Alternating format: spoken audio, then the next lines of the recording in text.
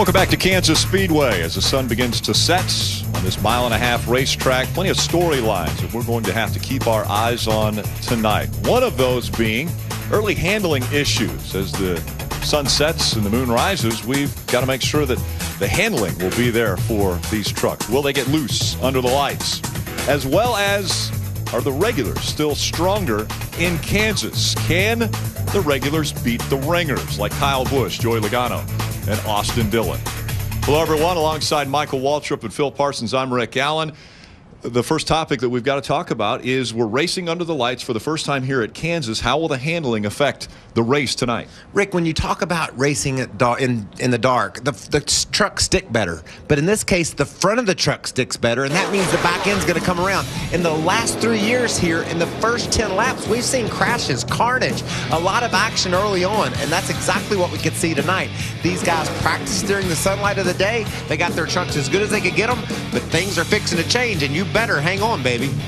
And while you're hanging on, you've got a couple cup regulars that you've got to deal with. So can anybody get by Kyle Busch, Joey Logano, and Austin Dillon? Guys, remember a couple years ago, James Buescher won his first career Truck Series win. He propelled that win onto his championship. Right. He beat the ringers. Last year, same situation here. We had a truck regular win the race, Matt Crafton. He went on to win the championship. He beat the ringers. I think we've got a great crop of regulars here, led by Ryan Blaney, that 29 truck. I believe that is the best truck here. That's what all the talk was in the garage area, that Ryan Blaney had the best truck. So I think these guys, these ringers, are going to have a hard time beating the regulars once again. One other statistic that jumps out at us, no one has won from the pole for 32 races. That's been over a year. Kyle Busch is on the pole with a new track record. And this is not his best track. He's struggled here at Kansas, especially in the Cup car. And this night is important to Kyle. He needs to get some confidence as he races into tomorrow night. Looking for momentum here at Kansas Speedway. Will he find it? Let's fire the engines. Let's go trackside for our command. Ladies and gentlemen, please welcome Jake Sanders, Executive Vice President of SFP, as he delivers the most famous words in motorsports. Drivers, start your engines!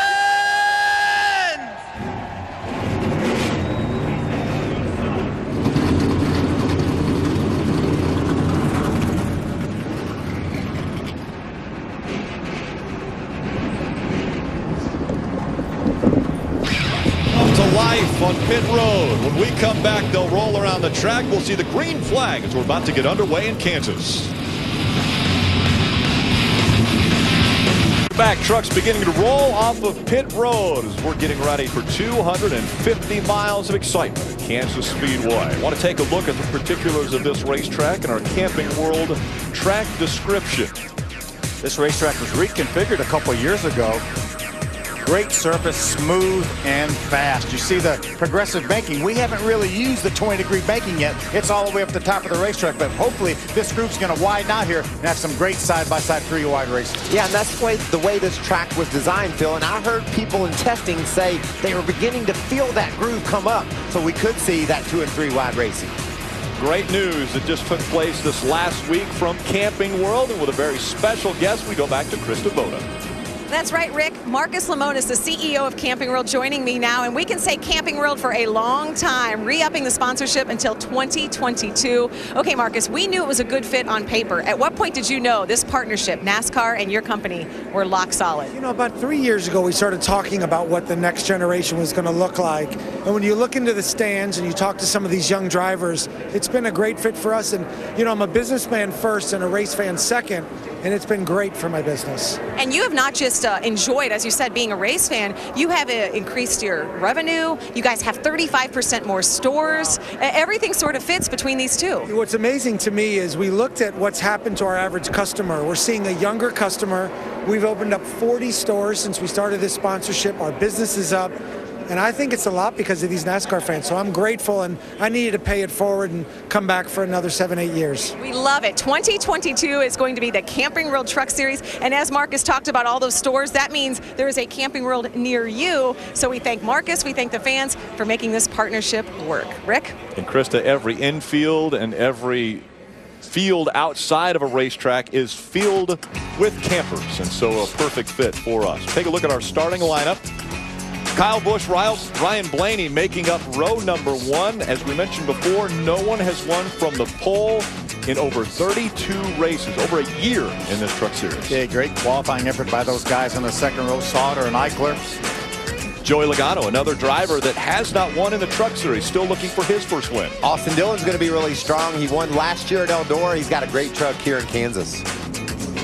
Matt Crafton, defending race winner, defending series champion, starting row 5. John West Townley had such a good run and going at Martinsville. Got turned around on the last lap on the backstretch there. Ron Hornaday, another driver who has won here at Kansas, looking to get back to victory lane. Joe Nemechek can do one thing that only a few drivers have done. That's winning all 3 series if he's able to pull it off here. Armand Quiroga, that team's been faster and faster every week. They're on a roll. Look for him to be strong tonight. Spencer Gallagher, Jimmy Weller making up row number 10. There's Bubba Wallace back in row number 11. A lot of issues so far for Bubba. Hopefully they have them all behind him and he can have a clean race tonight. Todd Schaefer and TJ Bell make up row 12. Back in row 13, it's Charles Lewandowski and Justin Jennings. That's 63, a local team right here in the Midlands. And a backup truck, unfortunately, for that team. And a local girl, Jennifer Jo Cobb. She's a favorite in this area. And there's our man, Norm Benning. Unfortunately for Ben Kennedy, had a wreck in qualifying. He'll start from the back. That's a good look. Scott Stencil rounding out our field. We'll ride along with a few different drivers. Take us through it, guys. Why don't we ride along with a reigning champion? And as a matter of fact, he won this race last year. Matt Crafton will start that Menards Toyota from the 9th spot. Let's hop inside the top 5, Phil, and ride along with Joey Logano in a really powerful Ford. The Reese Tow Power Ford, that is. He's a winner in the NASCAR Nationwide Series, the Cup Series, but he's never been able to win in one of these tough trucks. Look for him to be strong tonight. We learned a little bit more about Brian Eichler in the setup show. He will start his Bullet Liners Toyota. I'm from the 4th spot here. He made his debut here a few years ago. How about going on the pole with Kyle Busch? He's won 36 of these truck races, but he's never won here at Kansas. He's on the pole in his Toyota Care Tundra. Can he change that tonight? Put his name on the record books as well, as he broke the track record in the Camping World Trucks in qualifying earlier today. Let's go back trackside to Bob Dillner. Well, Rick, Ben Kennedy finished 3rd 41 days ago at Martinsville, but if he wants another top 5 finish, he's got a long way to go to get there, because Ben will start 30th here tonight, but he had a big wreck in qualifying. He said the truck just way too loose. Here it is. He almost catches that apron and then tries to save it and hits the wall. They had to go to a backup truck, but folks, this backup truck has had a lot of success in the NASCAR Camping World Truck Series. That's it right there. They call it the Honey Badger. It dates back to 2012 and was the truck that James Buescher drove to 4 victories and the championship here in the NASCAR Camping World Truck Series. Ray Dunlap. Well, Bob, for me, the ultimate question is, having won here at this track before, is that a big advantage? Well, there's a couple of guys who have done it. Kyle Busch has been to victory lane in the Nationwide Series, 2 wins in Nationwide for Joey Logano, and Joe Nemechek has won in the Cup Series and in the Nationwide Series. But when I look at Logano and at Joe Nemechek, both of these are guys that are trying to join a list of drivers who have won in all 3 series. Joey Logano has a very fast truck, Nemechek with a lot of experience, and Kyle Busch is on the pole. Hermie? Well, Ray, Kansas Speedway does not normally make us discuss tire management, but tonight 167 laps need to be run to go to victory lane in only 4 sets of Goodyear tires. Roughly over 40 laps you have to get out of each set to manage it and have it work out right at the end. I think this race may come down to tire management and what crew chief and team gets those last 4 Goodyears at the right time. Rick? Thanks, Hermie. One more time around until we see the green flag. So you have talent like Kyle Busch, but he hasn't had the luck here. In most vehicles, he's struggled here in the Cup Series, definitely struggled in the Truck Series, but obviously has a great truck after winning the pole earlier today. Yeah, and he's in the prime spot, obviously, to start this race. We talked about in our opening about how challenging this track is early. Trucks are going to be loose, especially when they're side by side. So look for a lot of action back in the pack while Kyle tries to set the pace from the front. And probably nobody here has more experience in running night races than Kyle Busch here in all sorts of the divisions. Ray Dunlap, there's been some big news with the 13 truck as well. Oh, absolutely, Rick. You know, last year Jeb Burton went to Victory Lane at Texas, but at the end of the year they found out their sponsorship was not going to return. So he got an opportunity to jump in this Thor Sport truck. They've had a couple of good runs throughout the season, but I learned earlier this afternoon that they have a new sponsorship deal package put together that Thor Sport will announce in the next couple of weeks that will put Jeb Burton behind the wheel of this number 13 truck for the rest of the season. They're going to try to win a title in truck 13. Love that. That's great news. Great news. Another guy racing for the championship. How hungry are these drivers? It's been a long time since they have been behind the wheel of a truck. Over 40 days, 960 hours, 57,600 minutes. How many seconds, Michael? That's about 3.5 million-ish. I couldn't quite put my hands around exactly what it was, but it's a lot of seconds, and there's been a lot of anticipation for this race because we love the trucks at Kansas, and there's always a lot of action early, so let's watch these guys. Can they run side by side? We haven't seen anybody up in that higher groove. A lot of unanswered questions right now. Remember, the first of 8 mile-and-a-half races here. Very important for our series to be good on mile-and-a-halves. We'll find out who the best is tonight at Kansas Speedway as they come out of turn number 4, enter into the trial. Well, green flag is in the air. We're underway at Kansas. What a start by Kyle Busch. We talked about him getting out front alone and setting the pace. He's all over that. Looked like Austin Dillon took a look down underneath Joey Logano. He said, no, no, no. Don't get underneath me here. Are there 2 grooves? How about 3? 3 wide as they go into 2 and down the backstretch. That was Hornaday around the outside of the two-lane path, and he went high to do it. See Timothy Peters, look how much ground he's looking. Oh, and up into Timothy Peters, and maybe into the wall goes the 30 of Hornaday. Hornaday goes around before they come out of turn 4. Oh, big crash. Spencer Gallagher in the back of Amon Quiroga. Timothy Peters got a piece of that as well. He's crawling down the apron right now with smoke trailing from his truck. Action early. Didn't make it a lap, and I think that's typical of Kansas. We've seen before. That's plenty of 4 in a row now, right? Yeah. Exactly. But it's not typical of NASCAR racing. No. We usually see these guys hang on to those trucks. Hornaday was very aggressive from the start. He went 3 wide down in turns 1 and 2. Looks like he tried to make a big move in 3 and 4. We'll see what developed. We saw Timothy up high already in 3 and 4. Johnny Sauter jumped up high. You see the damage to that outer box Toyota for Amon Quiroga. That's a backup. I mean, Amon Quiroga had problems in practice yesterday. Now they're in a backup, and it has been hit and has a lot of damage. Spencer Gallagher in the 23. The front end of that almost completely knocked off. Yeah, it looked like he drove underneath somebody, and that's what cleared off above the bumper of that truck. Rick, you said almost completely knocked. You think it is? Let's go with completely. All right. He's in trouble right there. Wow, I can't believe for the 4th year in a row we can't get rolling. See what happens here. Peters up high on the track. We can see Hornaday. Looks like he lets off, and maybe Brennan Newberry was right on him. I don't know that they made contact, though. Hornaday gets loose and loses his truck. It almost looked like there was a little bit of contact there because I think Ron Hornaday saw it before Brennan Newberry. He backed off a little bit, and it was just a nudge from the back, but it was enough to get him out of shape. And you got to, Brennan didn't know what was happening. Ron had a great view of what was going on in front of him. Brennan didn't see it, just tapped Ron maybe. Spencer Gallagher coming in there. He makes contact with the 77. Look how lucky Ben Kennedy was going by on the inside. Here's another view of it. Let's watch closely and see if they do make contact. Yes, right there it is. And that nudge was just enough to move him up off the bottom of the racetrack. If Timothy hadn't been there, Ron may have been okay. And look at the great job that Quiroga was doing to come through there. Spencer Gallagher, however, didn't get slowed down in time and drove into the back of Quiroga. One of the other trucks involved, the 17 of Timothy Peters, Bob. And he's the point leader coming into this race, but he's brought his truck to the attention of his crew, and he believes that the front end alignment on this truck is off right now. So they're going to take the toe sticks and make sure that the alignment is A-OK. He had some left front fender damage as well as they pull the hood on this machine to make sure everything is still aligned. They took a baseball bat and made sure that that fender is not rubbing on the tire, guys. And they'll make a couple stops to get this figured out. And it's early enough in the race to overcome this, but man, the side of that truck's really damaged, Phil. Yeah, you see he chased his truck up the hill.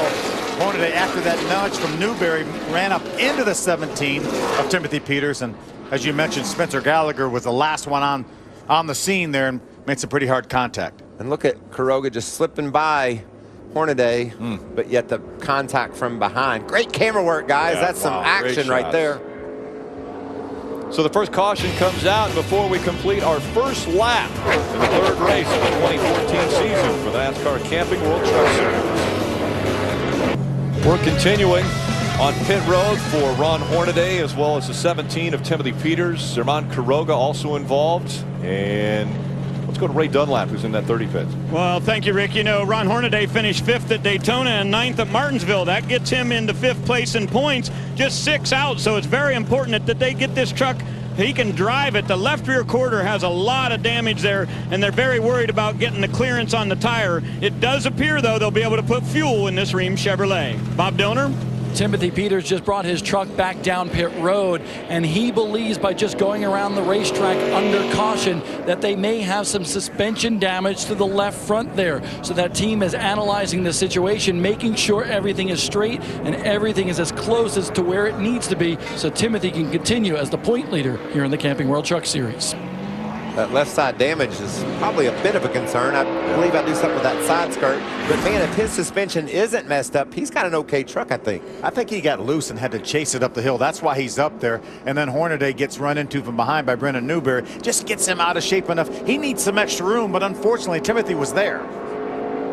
And watch Peters. He just patiently sits there, watch Hornaday spin, doesn't overreact, keeps his truck pointed in the right direction, but then there's trouble coming. Yeah, we heard that maybe Timothy got down on the splitter down there, low air pressure, lap number 1, and the truck just went straight. There's the trouble I was speaking of. Yes. Zerman Quiroga, Spencer Gallagher coming in there a little bit hotter.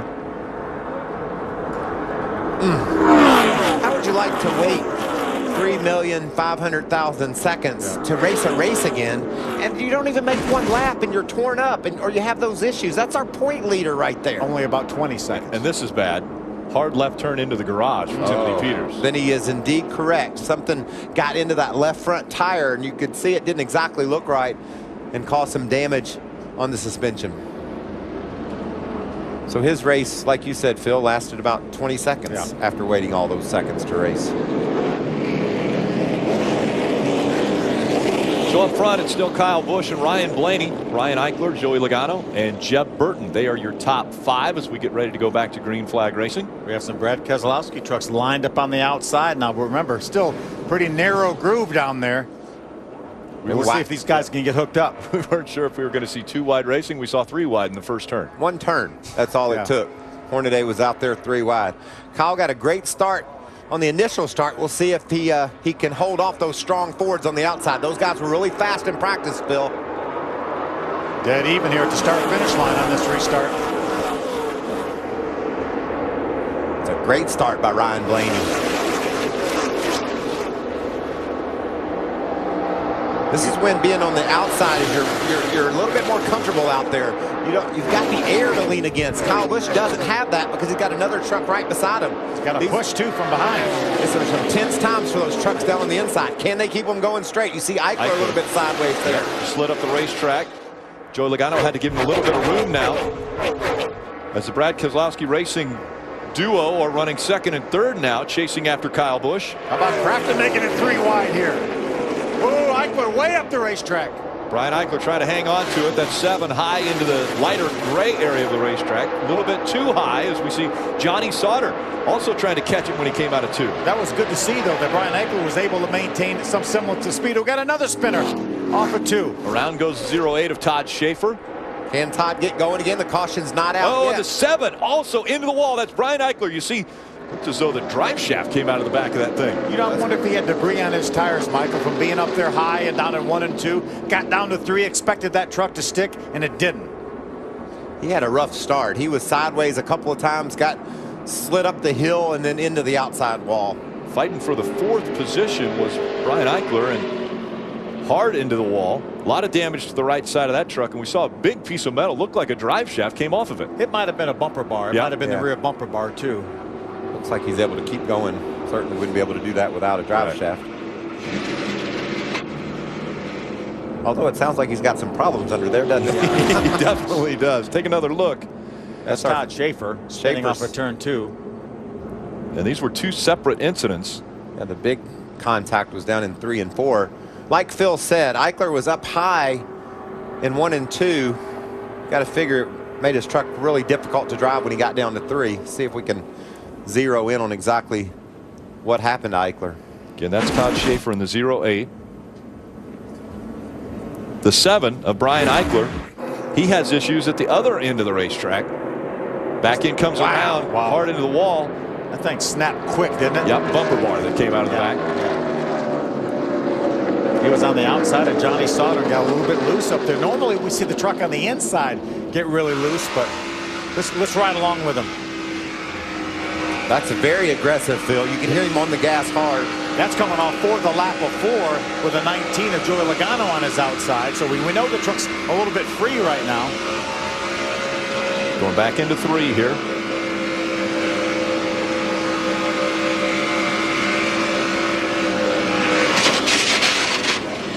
Pretty late in the corner. See how quick that happens too? He was wide open. You could hear he'd been wide open for several seconds. And then all of a sudden the truck just snaps. A lot of damage. Red Horse Racing, all 3 trucks have been involved in incidents early in this one.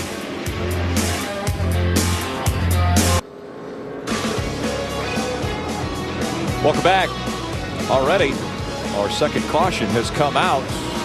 They're coming out early and often from Kansas Speedway.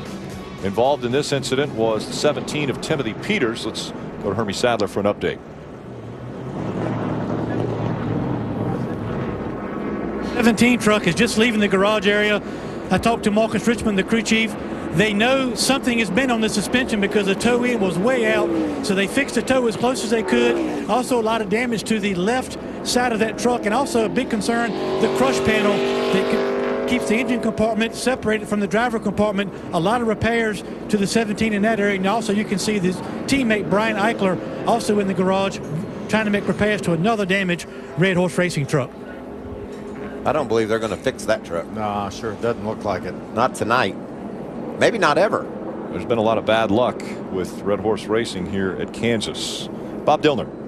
Johnny Sauter in that 98 machine started 3rd. He's back to 6th, but he said he's A-OK. He's just trying to use a little patience right now because the restarts, in his terms, are a bit crazy right now. He says we need a long run with this truck because that's where it was good in practice. So no worries so far, even though Johnny Sauter has lost 3 spots on the racetrack.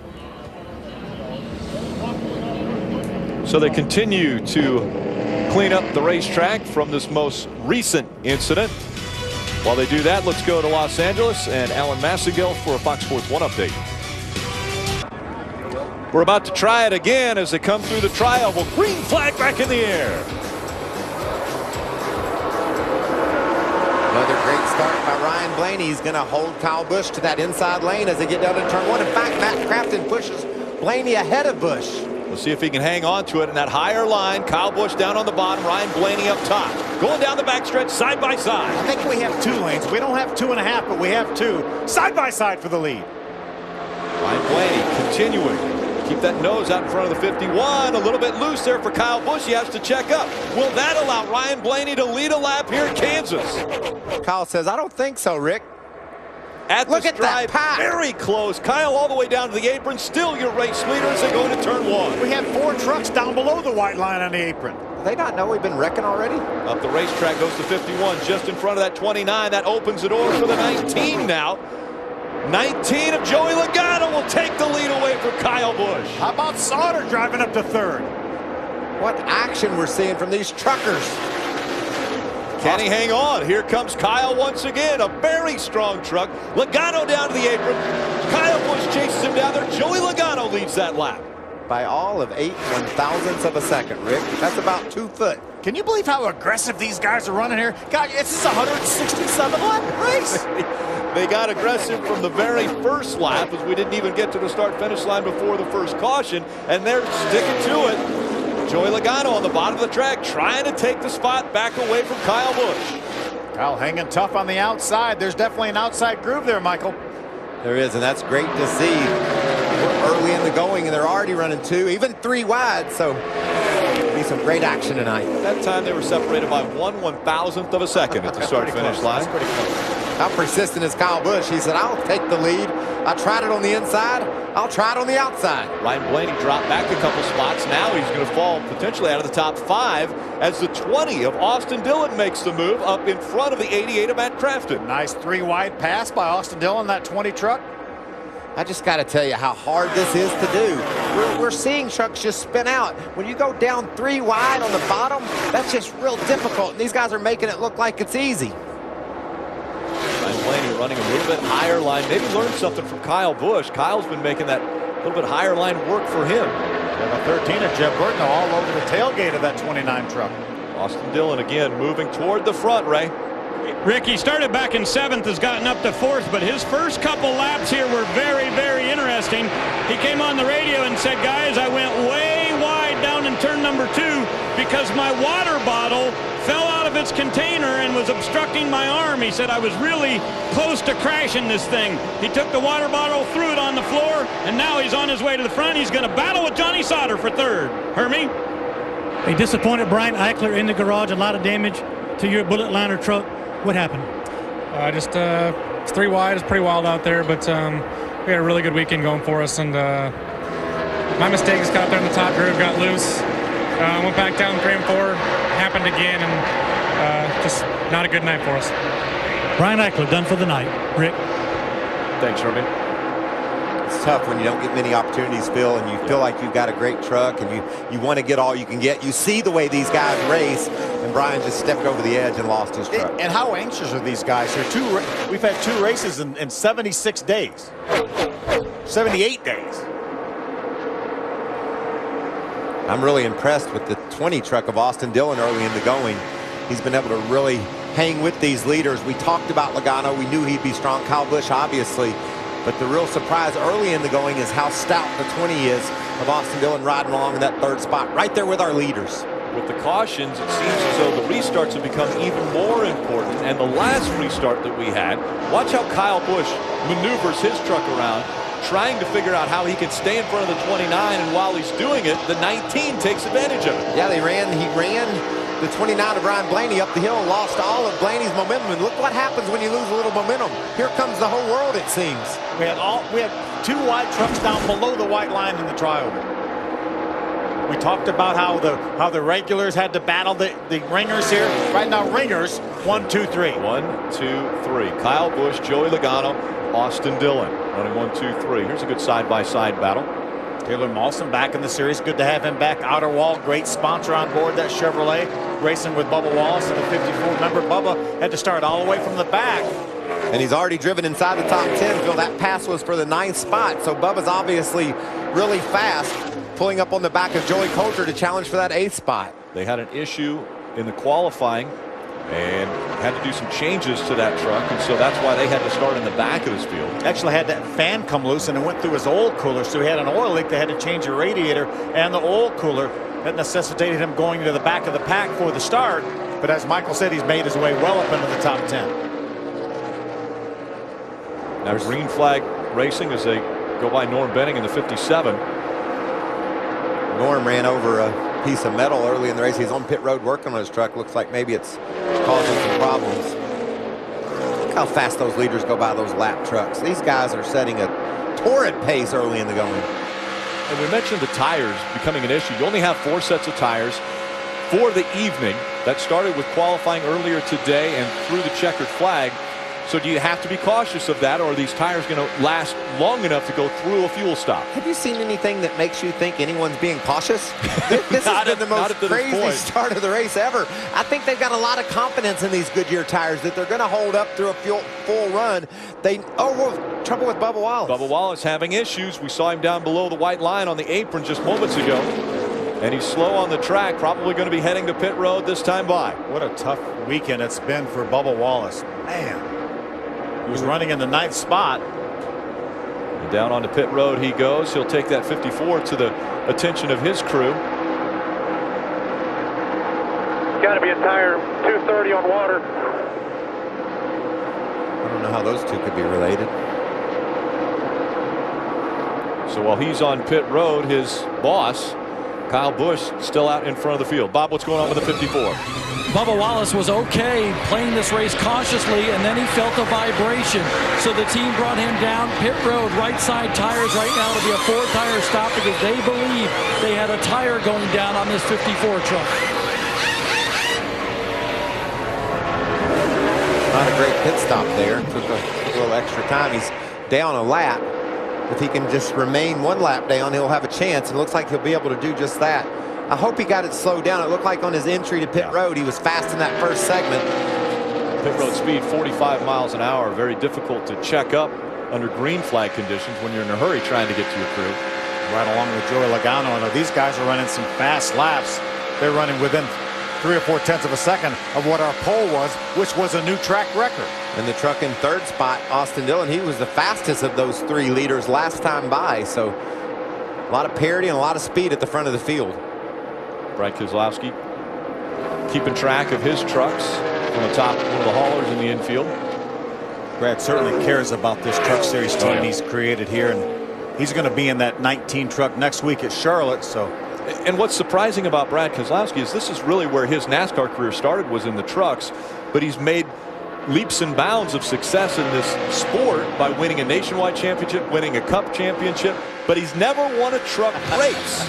So he's still looking for his first truck race, as is Joey Logano, and he's running in the 2nd spot behind Kyle Busch.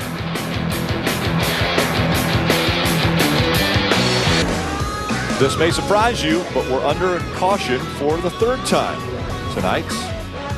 And it's actually a familiar truck that brought out the caution, not the 51. It's the 8, the 08. Todd Schaefer, he spins once again in turn number 2.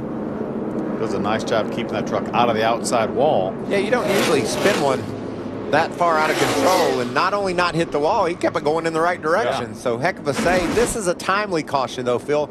The first 2 were just trouble, and this one the guys are all going to want to come to pit road. It's time to get some new tires, a little bit of gas in these trucks. Absolutely. Still going to be 2 more stops after this stop, but that gets them in the window that they can make it on 2 more stops. So the field will be making their way onto pit road. It is open now. So as they are tucked in behind the pace vehicle, which by the way says thanks mom on the very back of it as we enter this Mother's Day weekend, the field will make the hard left turn onto pit road. We go to Ray Dunlap. In 2nd position, Joey Logano just a little bit snug. They're talking about going with right side tires only here, but they're almost at a point where they need the 2nd gas can. Top right, you see the number 20 of Austin Dillon says he's loose in the top groove and tight in the middle. Hermie? Ray, Matt Crafton will take 4 tires. A little bit of a balance issue with this truck. He's loose on entry, tight, center and exit. 4 tires and air pressure. Bob? Kyle Busch trying to win his first truck race here at Kansas. He says this truck is just a little bit loose in traffic, but otherwise A-OK. A slight air pressure adjustment for the 51 team. 2 tires for Kyle Busch as well as Joey Logano. A lot of other guys going with 4 tires, so this will be interesting to see how the tire war balances itself out. See, Austin Dillon comes off 3rd. He will be the first truck with 4 tires. 88 lost 3 spots on pit road. Changing 4 tires, a little bit slower stop for that team.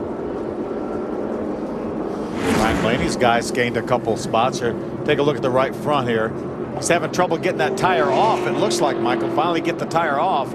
They make these fenders so tight to the tires for aerodynamic reasons. I don't believe they had enough room there. So will they be able to overcome the problem on pit road and get a win again at Kansas? We'll find out.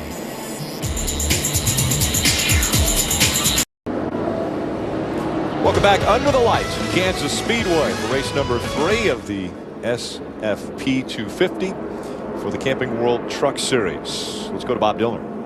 Remember that vibration that Bubba Wallace reported? They thought it was a cut tire. It was not. They have brought that truck down on pit road several times. Remember back to qualifying when they ripped the oil cooler out of that thing. Well, crew chief Jerry Baxter told me It has something to do when that happened. And basically what's going on is something is vibrating and loose in the front end of that machine, and it tore out a lot of the radiator ducting and the radiator brackets itself. So they had to adhere that back so it wasn't loose anymore. But that was the vibration that the 54 driver, Bubba Wallace, was feeling. I would say I don't understand that, but I drove one of these trucks one day, Phil, and the splitter in the front was bouncing up and down. You thought the whole front end of the truck was coming off the ground. That's what it feels like to drive a truck at 180 miles an hour when something isn't exactly put together right, and they had some issues on that truck. Joey Logano and Kyle Busch had a great battle to start off the most recent restart. We'll see how they do on this one. Joey Logano on the inside, Kyle Busch on the outside. He chose the outside line. Green flag back in the air. Look at that outside line go. Blaney up beside his teammate, pushing Kyle Busch down into turn 1. Yeah, Kyle Busch, I think, chose the outside because he didn't want the Brad Keselowski teammates lined up together.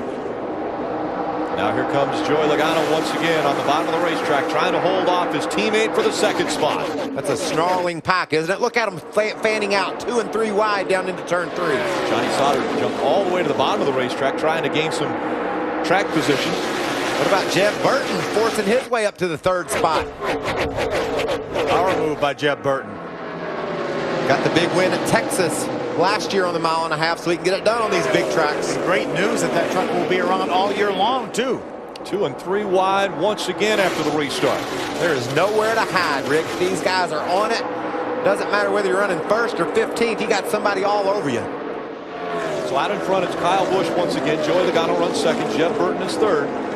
Then Ryan Blaney, Matt Crafton, Austin Dillon, Johnny Sauter, Ben Kennedy, Ron Hornaday, and Taylor Walsall in the top 10. What a great comeback by Ben Kennedy. Obviously had to go to a backup truck, crash qualifying, well up into the top 10 right now. And we've seen that out of Ben, man. He just gets better and better with every lap he takes. Joey Coulter gets sideways. Very loose. He catches it, though. Here comes Ryan Blaney trying to take that spot away from Jeb Burton.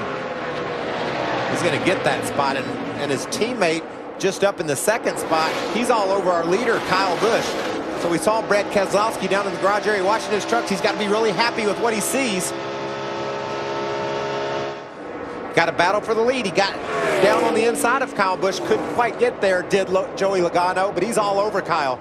You know, Phil, you got to think that Joey's faster than Kyle because he's able to stick right on his bumper. And without that clean air, that means he's got a really strong truck. One of the other things we've got to keep our eye on with the 2 trucks out front, they did a 2-tire stop. So Joey Logano and Kyle Busch just a 2-tire stop, but it hasn't seemed to slow their trucks down compared to these 4-tire trucks. They ran the fastest lap of the race, that last lap there with their 2 tires. And we've seen that recently here at Kansas. In the Cup race the last couple of years, the last pit stop has been 2 tires. So the track position is everything, and Goodyear makes such a great tire. 2 of them is plenty.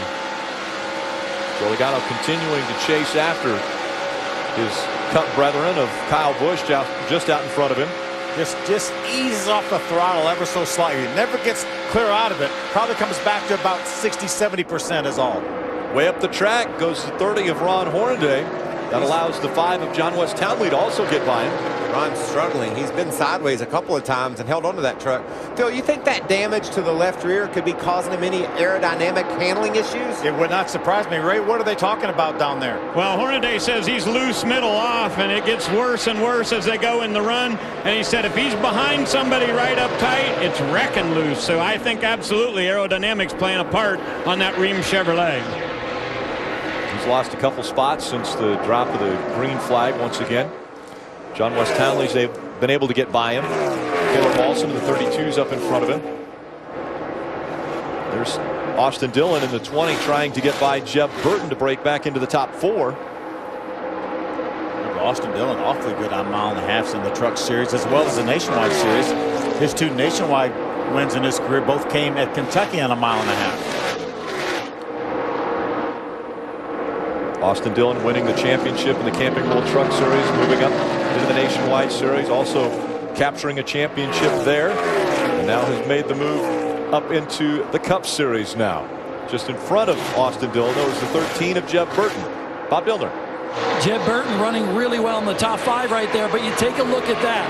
That's a hole in the nose. Jared Prince, the crew chief, told me, we don't know where we got it from, but we saw it on the pit stop, and because of that, they believe with how the air flows through that hole, it's creating a tight condition for Jeb Burton. So he's running well, but with that hole in the nose, a little too tight, it won't turn in the middle of the corner, right? Bob, right behind Jeb is that number 20 of Austin Dillon. When they came into pit on lap number 34, they went with 4 tires. Now, we saw the front-running trucks going with 2, but Jeff Hensley, the crew chief for Austin Dillon, said this will pay us big dividends later. The problem was they started out with real low air pressure, and in the first 4 or 5 laps, that truck really bottoms out for Austin Dillon. Yeah, I noticed the same thing with the 98 of Johnny Sauter. Truck was really sparking a lot down there in 1 and 2, but that situation's gotten a little bit better now. You see still sparks, though, underneath the 98. Johnny Sauter's 98 running just behind the 20 of Austin Dillon. Not quite as bad as it was, but back up front, Kyle Busch cannot shake Joey Logano. It's pretty impressive what Jeb Burton's being able to do with that hole in the front. We know how sensitive these trucks are aerodynamically, and with that hole, that's hurting that truck for sure, but yet he's holding on to a solid 4th place spot. Joe Logano has been impressive to start off the 2014 season in the Cup Series. Already 2 wins for him. Ryan Blaney holding on to the 3rd spot. Herming. Rick, this 29 of Ryan Blaney has been quick all weekend long. He came down on the last round of pit stops. He took 4 tires. Crew Chief Chad Kendrick said the truck was a little bit free. They put 4 tires on, made a track bar adjustment to help him snug that truck up on entry. And we also, during that exchange, caught some chatter talk between Ryan Blaney and his spotter.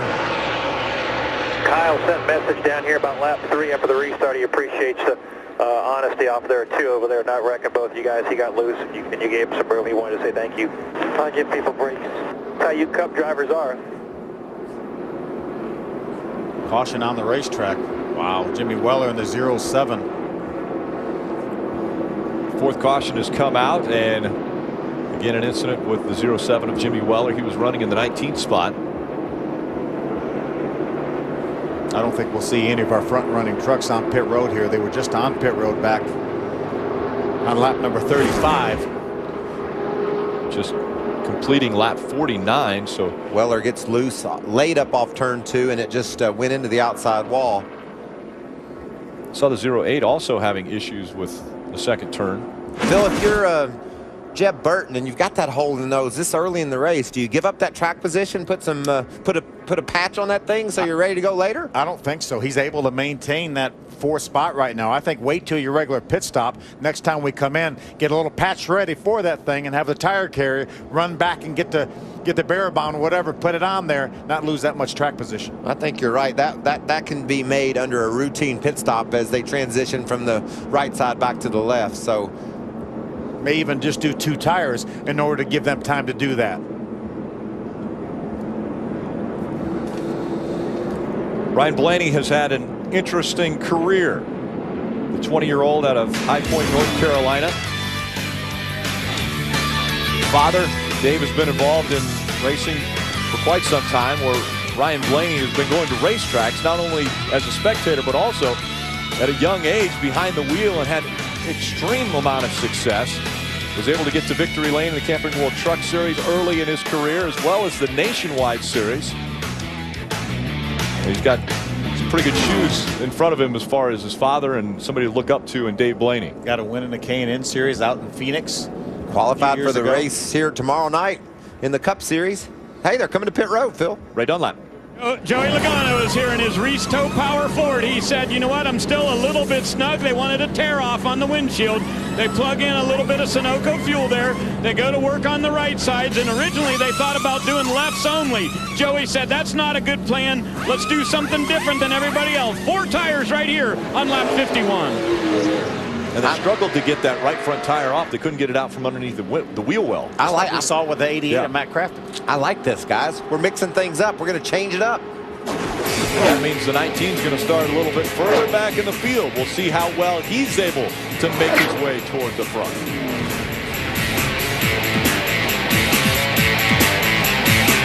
Love Charlotte.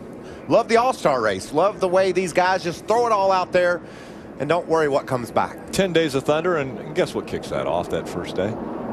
Trucks. It's going to have the showdown. That's right. It's a doubleheader now this time for the first time. Yeah, it's going to be on great. Friday night. Camping World, title sponsor for the Truck Series for quite a few years, and it's been upped. 2022, the deal has been inked. They will remain the title sponsor for the Truck Series, and what a great combination Camping World and the Truck Series has become. Just look around the infield here. The track is 1.5 miles big, Rick, and the whole infield is full of campers. Bob Dillner. Crew Chief Eric Phillips for Kyle Busch told me they debated whether or not to come down pit road, but they didn't want just one more set of tires left on pit road. Right now they have 2 sets, and he tells me they're about 8 to 10 laps short of making it on one more stop.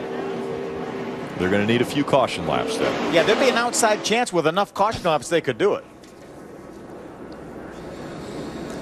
Field all in line once again behind Kyle Busch. He chooses the outside line. Green flag back in the air.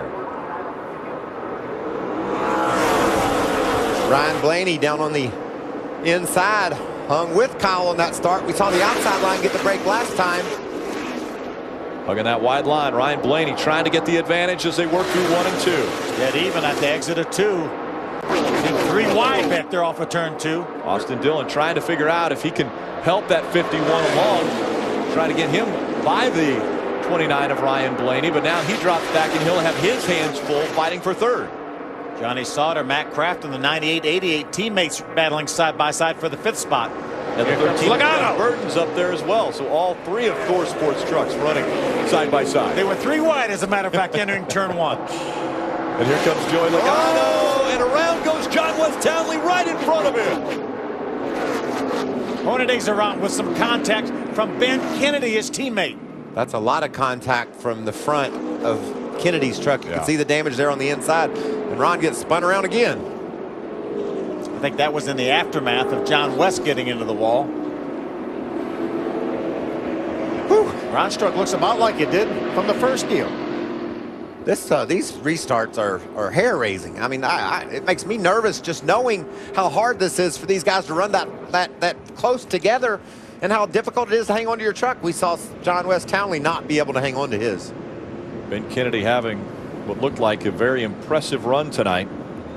And now a lot of damage to the front end of that truck. Yeah, Ben was running in the 16th spot there. Again, that was in the aftermath of John West Townley, who was running up in the top 10 and 8th, getting into the outside wall.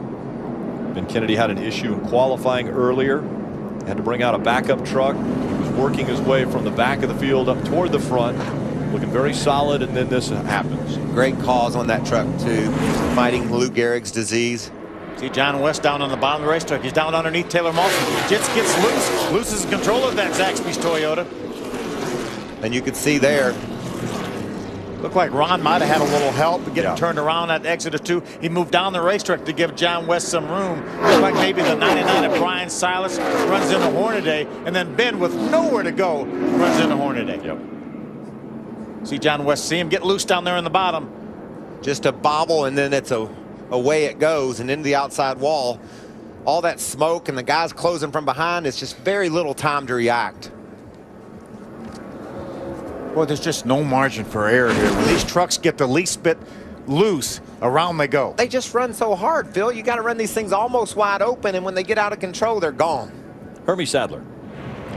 A lot of damage to the left side of the 5 of John West Townley. You saw it down on the bottom of the racetrack, spun, hit the wall with the driver's side. They left pit road early to try to stay on the lead lap. You can see Richie Waters. He is now the crew chief of this 5 truck. They want him to catch back up, come back in, and try to make some repairs and attempt to stay on the lead lap. Ray?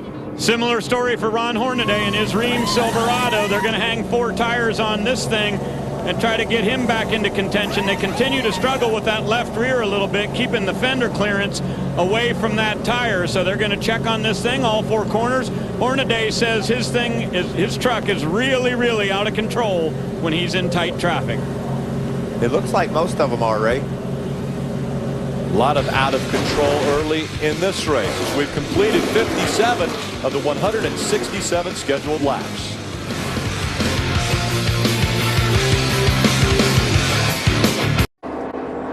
Welcome back to Kansas Speedway under the lights for the first time for the Camping World Truck Series here in Kansas. And one of the local drivers having a pretty good night. Yeah, Jinjo Cobb up in the top 15. She's on the lead lap, hanging right in there. Tyler Young right behind her, another solid run. Anytime you have a bunch of crashes and craziness go on, some of the underfunded teams, guys and girls that work really hard to be here week in, week out, can really shine. And we're seeing Jennifer Joe, Tyler, those drivers be able to accomplish that. That's a great story. She's from here in Kansas City. Yeah, just outside the top 10, as you mentioned. You see right in front of her, Joe Nemechek in that 8 truck. Joey Coulter, the 21. Both those guys having good runs.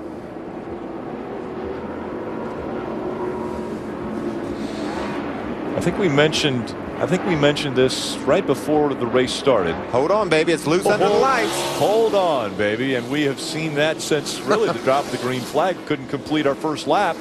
And then how about you got to beat the ringers? Who's running 1, 2, 3? And where are they? Well, they were 1, 2, 3. Were.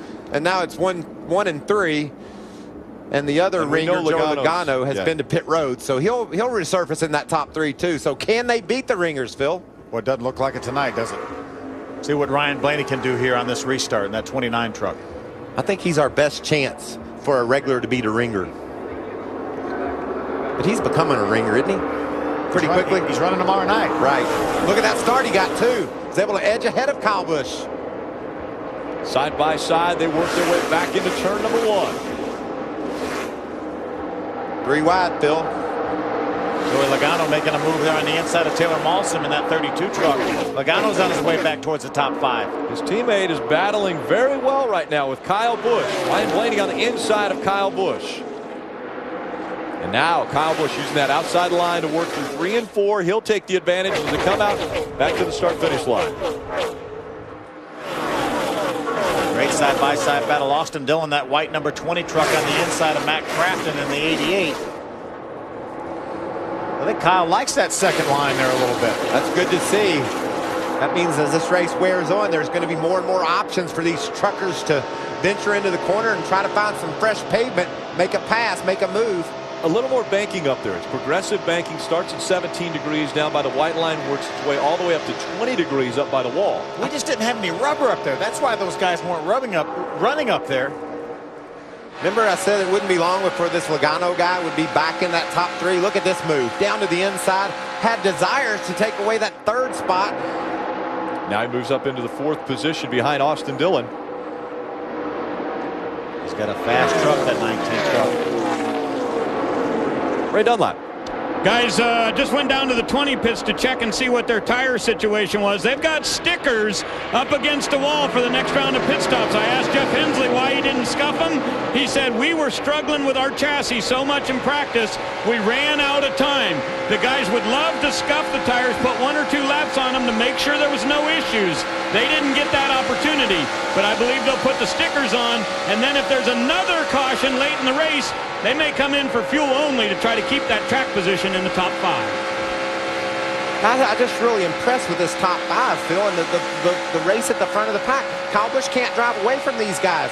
He's got Ryan Blaney right on his bumper, but look, all the way back to the 5th spot. That's Logano, who restarted 9th. He's already made his way into the top 5.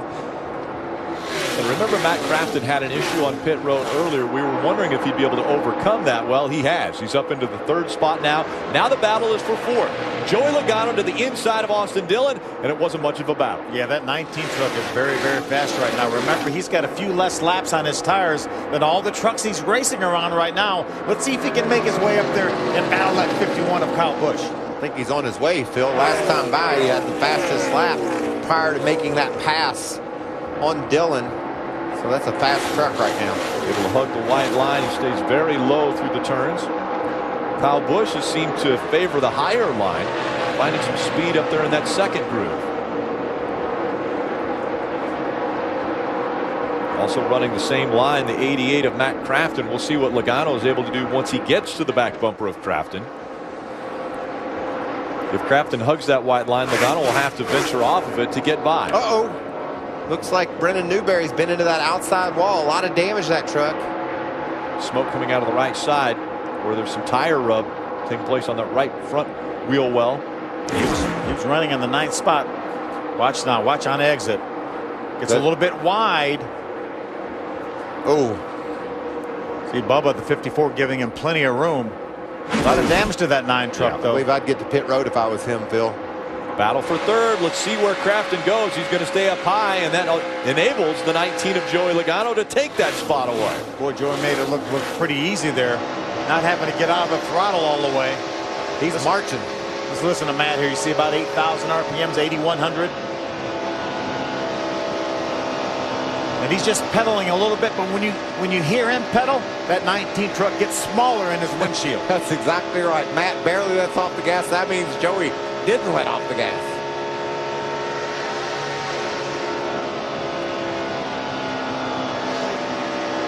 So our top three continue to run strong. Now Kyle Busch, Ryan Blaney, and Joey Logano. It's been a tough day, though, for Ben Kennedy in qualifying earlier today. He gets up into the wall. They have to go to a backup truck. Backup truck was pretty strong. Has to avoid, though, the incident in front of him. Not able to avoid his teammate. Ron Hornaday gets sideways in front of the 31, and so a lot of damage to the front of that truck. Hermie Sadler. Well, Rick, it's been a tough day for the 31 team and Ben Kennedy, but you have to love the fight in this race team. You can see just about everybody on Turner Scott Motorsports in this garage area trying to make repairs on this truck. They've got a complete new nose and radiator assembly sitting right here in the garage to go on this racetrack. So these guys are hard at work, knowing every lap and every point counts in the Camping World Truck Series.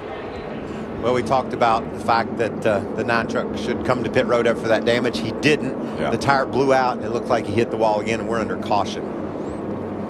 Yeah, normally those tire rubbers really don't fix themselves. Well, you saw him bounce off the wall. You can brush the wall and get by with that, but that truck made significant contact, and they didn't come to pit road and paid the price for it. Really didn't do a good job of clearing that fender off of the right front either. There he is, after the right front tire goes down up into the outside wall. Probably have to come back to pit road, Rick, and maybe work on that a little bit more, clearance that right front. I think right now everybody, this is in a window where everybody can come to pit road now and make it on one more stop. So I think we'll see everybody come down pit road here. On lap 70 of 167. Here they come. As you mentioned, here they come on to pit road. Ray Dunlap. Well, the number 19 is going to come in and put fuel only in this thing. They'll go stick that Sunoco can in. They're not going to make any adjustments. Hermie? Last time on pit road, Ryan Blaney made a track bar adjustment. He did not like it. He was asking for that track bar adjustment to be taken back out of this truck. He was too tight on the last run, Bob. 2 tires last time. It'll be 4 tires this time. The call from crew chief Eric Phillips for Kyle Busch. He's too tight in the center of the corner, but you can see he's losing some track time right now to the 19 truck of Joey Logano. A long pit stop for Kyle Busch, but he'll beat the others out with 4 tires. Yeah, Kyle Busch comes out third off of pit road, so after a 4-tire stop, pretty impressive. Ryan Blaney also got 4 tires, so some differing strategy. We talked about on the last pit stop, Phil, when the last caution flew, when Logano came to pit road, mixing things up. See if this guy's got that problem with the right front figured out. Watch the front tire changer pull on it. He just can't do it. He looks over. Somebody help me. I can't get this tire off. Sometimes he's trying to get the driver to maybe turn the wheel a little bit. Sometimes you want to turn the wheel a little bit off center to make it a little bit easier to get that tire off. So issues for the 88 once again. He's going to have to make up that on the track when we come back to Green Flag Racing.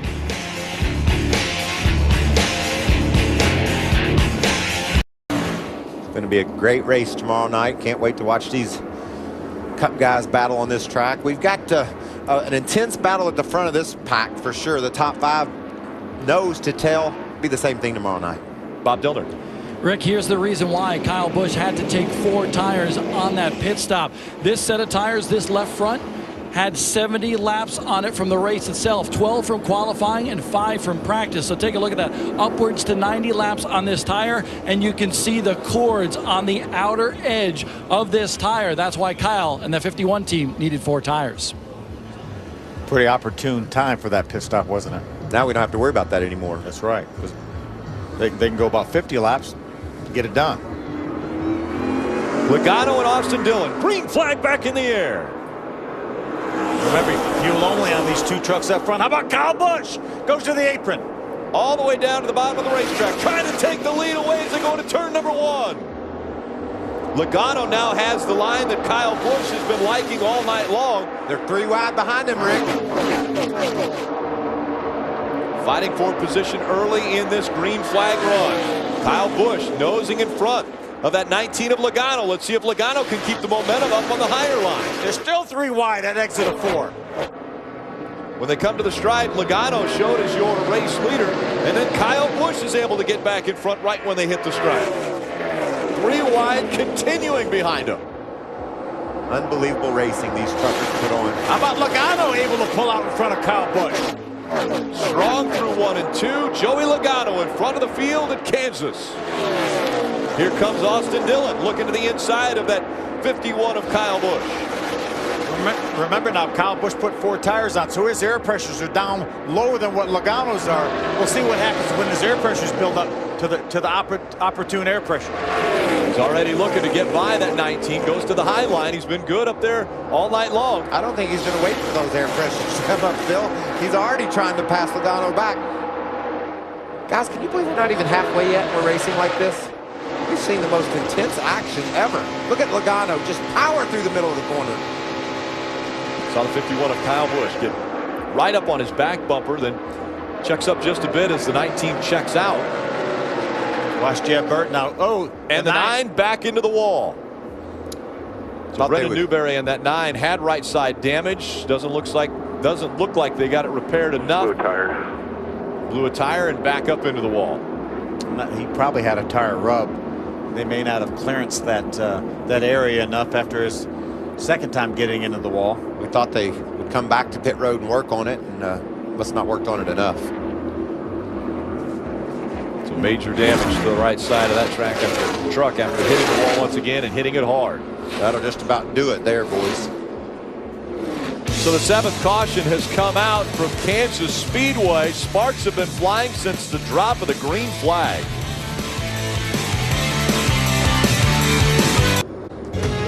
If you're curious what the record for cautions in a Truck Series race at Kansas is, it's 12. That happened back in 2008. We haven't reached the halfway point yet and have already had 7 cautions. Our longest green flag run has been 20 laps. We're still 8 laps, 4 or 5 laps away from halfway. Bob Dillner.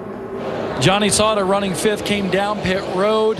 A mistake by the pit crew. A loose right front wheel on that machine. They had 2 lug nuts loose. That's why they had to come down pit road. Dennis Conner, the crew chief, the new one on this machine.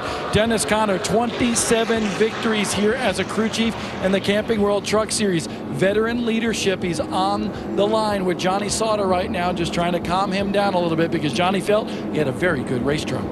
Guys, remember last year Johnny Sauter and Dennis Conner worked together, had some great finishes, got that big win at Talladega. I do not believe this is aerodynamic from the Kansas Speedway, but Ben Kennedy is going to make his way back out onto the track. Yeah, he's currently in the 24 spot. Feels like there's some positions he can pick up. Every point is precious, Phil. Certainly is. He's going to have to maintain a minimum speed, though, that NASCAR has posted. So we'll see if he's able to do that without a front end. That's a good look at what these trucks look like under the hood, right? Since there is no hood there. That's Fox Sports 1 cutaway truck. Yeah, as our director Roger said. Roger. You see the splitter there, and there's a pan between the splitter and the radiator. That's new for this year. That's what these trucks have now with a new front end, the new higher front ends. They really felt like they needed some of that front downforce back, so they gave them a pan, and that goes between the frame rails behind that splitter in front of the radiator. It's a great view of it right there. Ben Kennedy mentioned that things were going great for him. He graduated from the University of Florida. He was all smiles then. Pretty impressive looking helmet. Gators. And then this happened when he came to Kansas, which wasn't what he wanted. Had an accident in qualifying and then was involved in an incident here on track after the green flag had flew. It's been a long time to get to 3 races, but then the business picks up. Charlotte Motor Speedway coming up next Friday night. Dover International Speedway, Texas. You mentioned how important mile-and-a-half racetracks are. You've got Charlotte, Texas, and Kentucky inside of the next 5 races. We have 5 races in the next 36 days. How many seconds is that? Less than it's been since we ran Daytona, for sure. They're lined up, double foul, ready to go back at it. We've seen some intense battling on these restarts. Kyle Busch and Joey Logano having problems figuring out who thinks they need to lead this thing. So now Joey Logano was the race leader. He chooses the outside line. That's where Kyle Busch has done most of his damage. And that's going to put his teammate right behind him too. So maybe getting a push from Ryan Blaney. Green flag back in the air. That's like exactly what's going on right there. Looks like it's going to work too. Logano jumps out to the lead. He's got Ryan Blaney now on the outside of Kyle Busch. We'll see if Blaney can take some of that momentum as they go 3 wide for second. Here comes Austin Dillon to the inside and makes the pass. Great move by Austin Dillon. Now he's side by side with Blaney in a battle for second. What about that 21 truck of Joey Coulter up in there trying to make the move too? Kyle Busch drops all the way back to the 4th spot, but now he's all over the back bumper of Ryan Blaney, trying to take 3rd away from Austin Dillon. How about the 32 truck of Taylor Mawson? First time we've seen Taylor in a while here. Jumps in this Turner Scott Motorsports truck, going to run 12 races this year, giving this thing a whale of a ride. Up into the top 5, an impressive run for Taylor Mawson. How good's that got to feel for that young man? Battling for the 4th spot, trying to drive up under Austin Dillon off turn 4. Gain down through the center of the corner there. Joey Logano has his teammate behind him. Ryan Blaney running second. Well, might not be for long. Here comes Ryan Blaney looking to the inside of Logano, trying to take the lead away. Remember, 4 tires on that 29 truck this last caution flag. He's going to hang right on the bottom too against Logano and take the lead down into turn 3. While they run side by side for the lead, a battle for that 3rd spot. Austin Dillon has worked his way back up. He gets to the inside of the 51 of Kyle Busch. Side by side for the lead, continuing at the stripe. Well, the good news is we're halfway now anyway. Ryan Blaney had the edge when they went across the stripe. Oh, he's going to get loose. And sideways Ryan Blaney goes. Does he keep it out of the wall? Brushes the back of that truck. And behind him he gets hit hard. Johnny Sauter flew in there. He might have had some help. Johnny might have got hit from behind. Yeah, there was 2 trucks that came up on the accident scene. Ryan Blaney looked as though he was going to save it, at least from hitting the wall hard, and then came the 0-2. That might explain why Johnny Sauter was going so fast. Looks like the 0-2 of Tyler Young got into the back of someone. Yeah, Tyler having such a great run here too. Johnny Sauter can look back to those pit stop woes that brought him to pit road, that got him back there in that trouble. And it happens so often, doesn't it? That had to be a nervous time for Brad Keselowski, who's watching this race from atop the pit box. Now he had his teammates running side by side for the lead. That's a nervous time. We've talked about how difficult it is to run on the bottom of another truck. We saw some sparks. Looked like maybe Blaney clipped the apron just a bit, got down under that white line, Rick, and hit the apron, turned his truck sideways, and away it went. Ton of damage to that 98 of Johnny Sauter, as he will bring it to the attention of his pit crew. And we saw Ryan Blaney climbing into the safety vehicle. He'll go to the infield care center. Bob Dillman. Johnny Sauter said, wow, that one hurt big time. The crew motions to crew chief Dennis Conner, says we're done. A lot of damage on this machine. And basically Johnny Sauter, you saw him fly into there. His spotter Tab Boyd said the 54 got into the 98, and that's why he just drove in as hard as he could. He couldn't get it wound up, guys.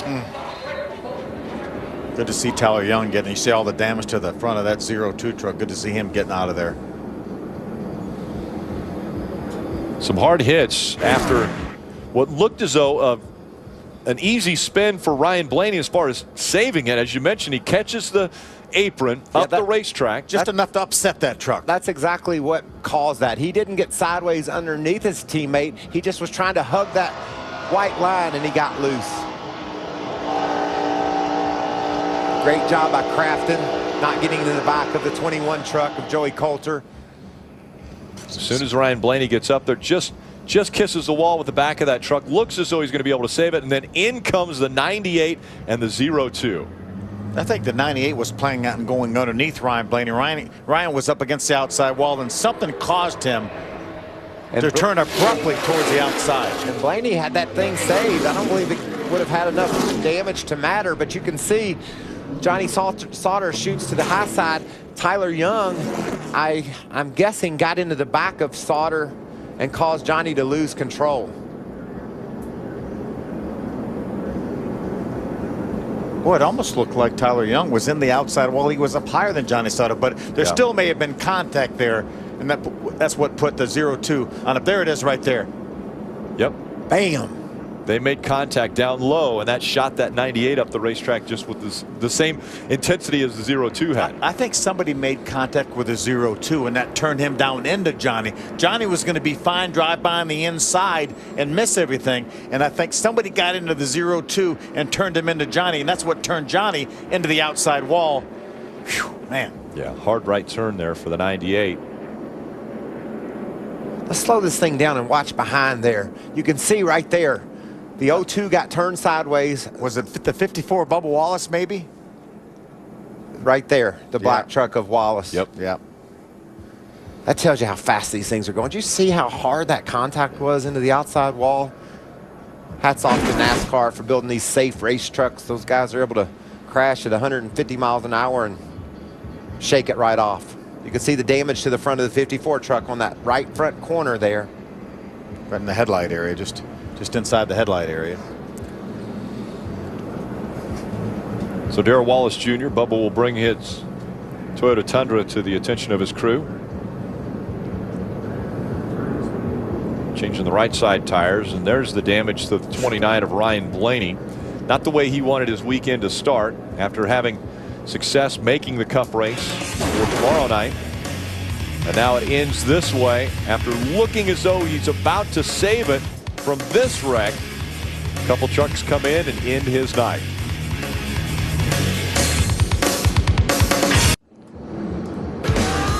Welcome back to Kansas Speedway as we pass the halfway point of the SFP 250.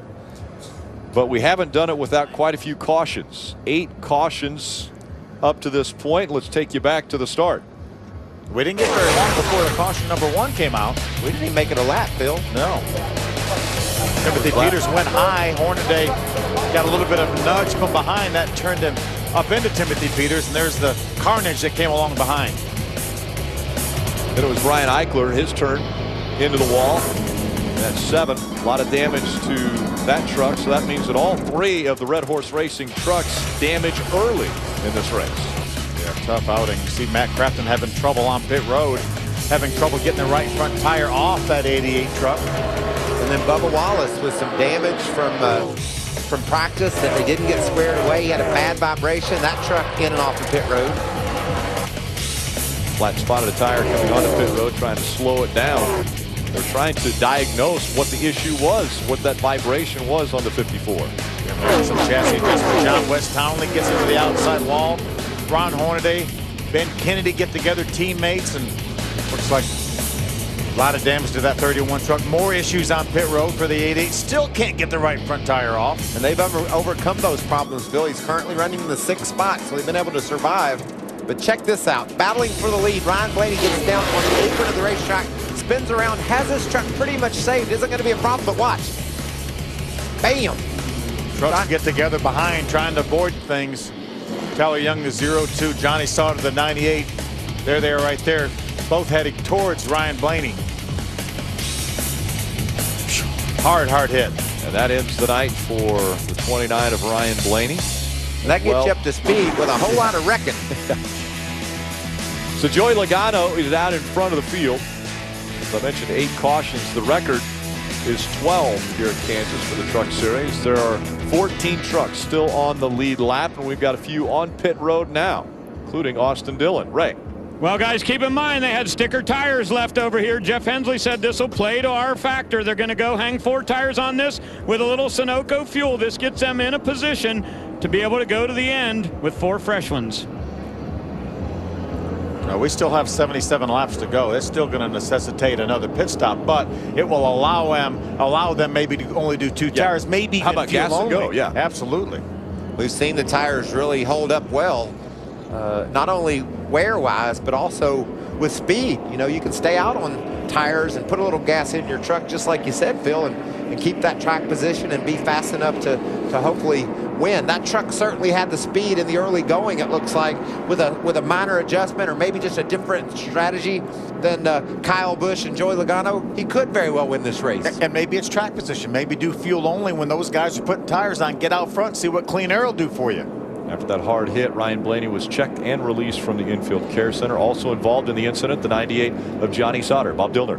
Johnny Sauter second in points coming into this race here at Kansas, and that front end of the machine is demolished. But the team is working to repair that truck to get Johnny back out on the racetrack. They believe the damage is significant, but not significant enough to call it a DNF. They plan on putting some new parts on that machine, getting the radiator situated, and getting him back out on the racetrack for some points, Ray. And Bob, Ryan Blaney has come out of the infield care center. First question, are you okay? Yeah, I'm all right. Okay. We're going to get a replay for you here, Ryan, if you want to take a look at this. I know you were racing side by side with your teammate Joey Logano. Here you come through the center of the corner. It looks like the left front of your truck may have gotten down on the apron just a little bit, but you almost had that thing saved before they came in there and hit you pretty hard. Yeah, we just racing hard with Joey, and you know, I kept it out of the fence, and I don't know how they got bottled up there behind me and destroyed our truck. But they're just hard racing, and he was just too far on my door, I think, and it just sucked me around, and that's how I got on the apron. Like I said, I had it saved, and then they started wrecking behind us, and just unfortunate. You know, we had a good truck, and shame we tore it up, but we got tomorrow to hopefully have a better Cup debut and go back to Charlotte next week and hopefully have a better run. Okay, good luck tomorrow night. That is Ryan Blaney. And guys, he came in here sitting pretty in the points. Looks like they may be done for the night. Guys, right now, 3 of our top 4 in points have all had trouble. Ryan Blaney was 4th coming down here. Peterson, Sauter tied up front. Both of them have had trouble. 8 cautions already. We still have 76 laps to go from Kansas. The more I can learn about NASCAR, the more I love it, especially these trucks, and looking forward to going to Charlotte. Going for a home match, Phil. Yes, sir. Hermie Sadler.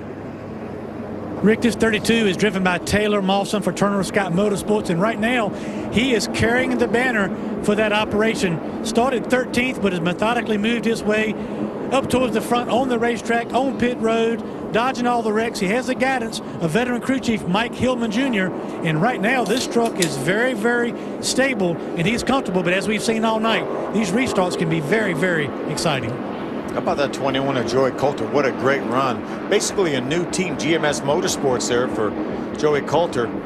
Doing a great job here. He actually finished 2nd in this race here last year, so he's good at this racetrack. He is, and that's a really great stories there in row 2. Mawson and Coulter fighting with the best in the business up on that front row, Logano and Kyle Busch. That's a great picture of ringers against regulars. That's right. Yeah. Logano, race leader, once again chooses the high line. Who's that? Jeb Burton making his way to pit road as we get ready to restart the race? He does. He makes the left turn onto pit road. Green flag back in the air. Look at Matt Crafton. Mawson didn't get the start that he wanted, and Crafton took advantage of him all the way to the bottom of the track, and he's going to take that 3rd spot away. But look on the outside. We talked about Coulter. He's making that work on the outside, and here comes... Is that Hornaday? Hornaday with a damaged truck fighting for that top 5 spot. Matt Crafton to the inside. He's trying to take away 2nd from the 51 of Kyle Busch. Well, Kyle Busch did not want him up there. Kyle, you saw him swerve over at him going down into turn number 3. Crafton all the way to the apron. He takes 2nd away from Kyle Busch. Look at Ron Hoyer. Look how racy that 30 truck is here. Didn't we say he was torn up? Yes, he was torn up. The 13 of Jeff Burton coming back out on the racetrack. Saw him on the apron. The battle for 2nd continues. Crafton on the inside. Kyle Busch on the outside. Joey Coulter makes it 3 wide, getting by the 32 of Taylor Mawson. He makes it happen. Taylor Mawson running on the inside. The 30 of Ron Hornaday. Now Kyle Busch back out in front of the 88. Takes 2nd back away from Crafton. Remember, Matt Crafton won this race last year. He's overcome some problems on pit road to be in a position to win it again this year, Phil. Joey Logano, Kyle Busch, Matt Crafton, Joey Coulter, Taylor Malsom.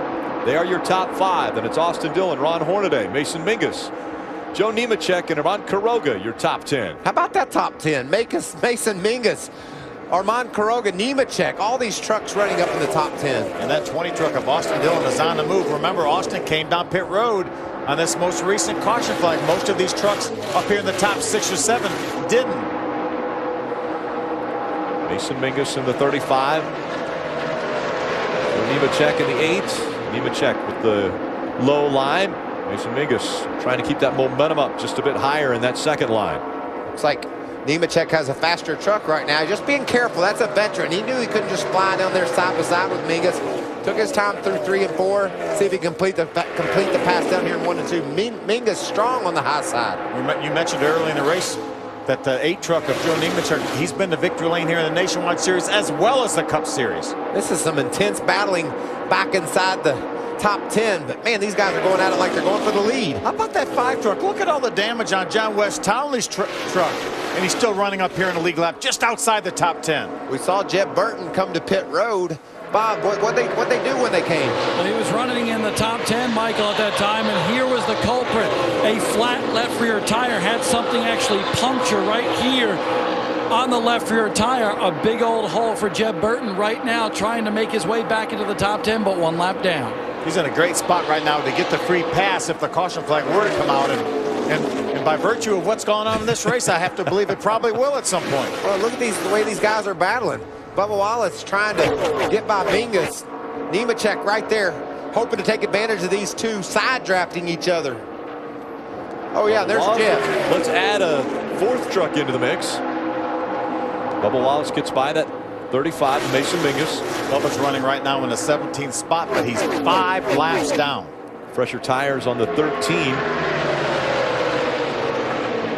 And Joe Nemechek running in the 8 is in the 9th position, right? Well, keep in mind, Rick, he started back in 16th position, but Joe Nemechek has had a very eventful night. His truck was incredibly loose at the very beginning. They put rubbers in there. They lowered the track bar. They did a lot of work on this thing. And then on lap 70, when he came to the pits, they missed a couple lug nuts, so he had to come back in. So he's been from the front to the back and now working back up in the front in that smoke and sear Toyota. Joe, Phil, you mentioned it before, those wins for Joe Nemechek here at Kansas Speedway. Back in 2004, impressive run. Is that John Hunter? Yeah. A very young John Hunter. And then on the last lap, Ricky Rudd in the Wood Brothers car tried to take the win away from Nemechek, but he was able to hold on and win a cup race here as well.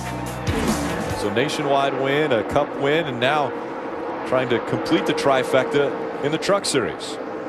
Where Mason Mingus right on the quarter panel of that 13 of Jeb Burton. Well, it slowed down Burton's momentum too. But that's very risky to pinch a guy like that, especially when the other guy's a lap down. Jeb able to clear him. Mason's kept his nose clean and staying inside the top 10. He's going to challenge Joe Nemechek with a side draft as well. Joe Nemechek down to the bottom of the track. Mason Mingus trying to keep that momentum up in the higher line. Saw Mason run the full schedule last year in the ARCA Racing Series. Did a nice job. Finished, I believe, in the runner-up spot in the points last year. Battling with Frank Kimmel. These two continue to fight for that 8th spot. It's Mason Mingus in the 35, Joe Nemechek in the 8. Nice recovery by Quiroga in the 77 truck right now, running in the 10th spot. 2 Cup drivers still battling it out up front. Joey Logano and Kyle Busch running 1 and 2. Matt Crafton still chasing back there in the 3rd spot. And that's Coulter and Malsom inside the top 5, battling for that 4th spot. Looks like Malsom's faster than Coulter right at the 2nd, right at this point in the race, but he can't make the move. Still a long way to go to over 60 laps to go on this race. Joey Coulter running in that 4th position. You know, the most impressive part about these two running in 4th and 5th, guys we don't talk about a lot up front of these truck races, although Coulter did finish second here a year ago, is they're keeping pace with the leaders. Kyle Busch and Joey Logano aren't able to separate themselves from these two. You saw just up ahead, that's Matt Crafton in the third spot. These guys are on the same straightaway, still in contact with our leaders. Yeah, as well as Austin Dillon right now running in the 6th spot. A little bit of distance now between Joey Logano and Kyle Busch. Separated by about 0.3 of a second. Ray Dunlap. Well, guys, remember, Joey Logano got fuel only the last time they came down pit road. That was at lap 70. But we have had another number of laps of caution here, so I just checked with them. They said for sure they can go to lap 125, but maybe as far as 130. This is a 167-lap race. These guys do still have scuffed tires down here in the pits. Bob? The 51 of Kyle Busch out there just cruising right now. I just checked in with his crew chief, Eric Phillips, and he told me they can go to lap 130 on fuel. But honestly, I asked him, when do you want to go to make that pit stop? He said, I hope it goes green the rest of the way because I believe my pit crew is the best in the business and we can beat everybody and win this race. It's hard to compete with that experience, too, as many times as Kyle Busch has come to pit road for a green flag pit stop. Certainly Joey Logano is in that same boat as far as a lot of experience making green flag pit stops. Probably more so than our third-place truck, Matt Crafton, in the 88. And Phil, I think right now Crafton's truck's as good as those two. He's able to close up on them a bit. He's gaining on our leaders. But you're right. When it comes to coming to pit road to make a green flag pit stop, Logano and Kyle do this all the time. They'll probably gain an advantage if that's so the case. Still a little gap between the 19 of Joey Logano and the 51 of Kyle Busch. Remember, we still will probably have issues on that 88 truck trying to get that right front tire off. Seems like that 51 of Kyle Busch able to get into the turns a little bit deeper than the 19 of Joey Logano. I think that's to run that higher line. I think that's the draft, Rick. He's able to pull up on the truck ahead of him with the draft on the straightaway. You see there. But then when they get down in the center of the corner, Logano is able to run lower and drive away from Kyle a bit. Again, Crafton running just behind these two Cup regulars. Hermie. Rick, I just spoke to the crew chief for Matt Crafton on the 88. That is Junior Joyner. He said they need to come to pit road around lap 129. Now, the good news is they have 4 sticker tires in this pit stall. But you have to wonder with the issues they've had on pit road, will they want to take all 4 of those tires when they come down pit road? We'll have to wait and see. But 129 is the fuel window for the 88 truck. I wouldn't do it under green. I wouldn't change 4 tires. As much trouble as they've had side by side for the lead. That was just a loss of momentum by our leader, Joey Logano, because he caught the lap truck of Norm Benning, sent him up the hill, and Kyle just jumped on it, took advantage of it, and now Crafton's trying to do the same. Kyle Busch now takes over the lead at Kansas. Joey Logano drops back to the 2nd spot. And the 88 of Matt Crafton rounding out the top 3. They came up on that 57 of Norm Benning, and it looked like there might have almost been contact with the 51 of Kyle Busch. He was way down and very close to Norm Benning as they went by, but it affected the 19 of Joey Logano more because Kyle Busch was able to make the run and get by Joey Logano.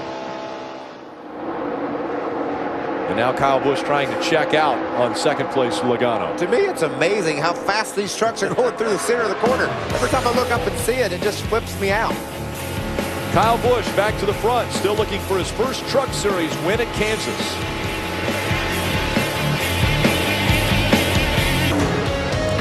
And welcome back. Still in front, it's Kyle Busch being chased by Joey Logano, and right behind him is Matt Crafton.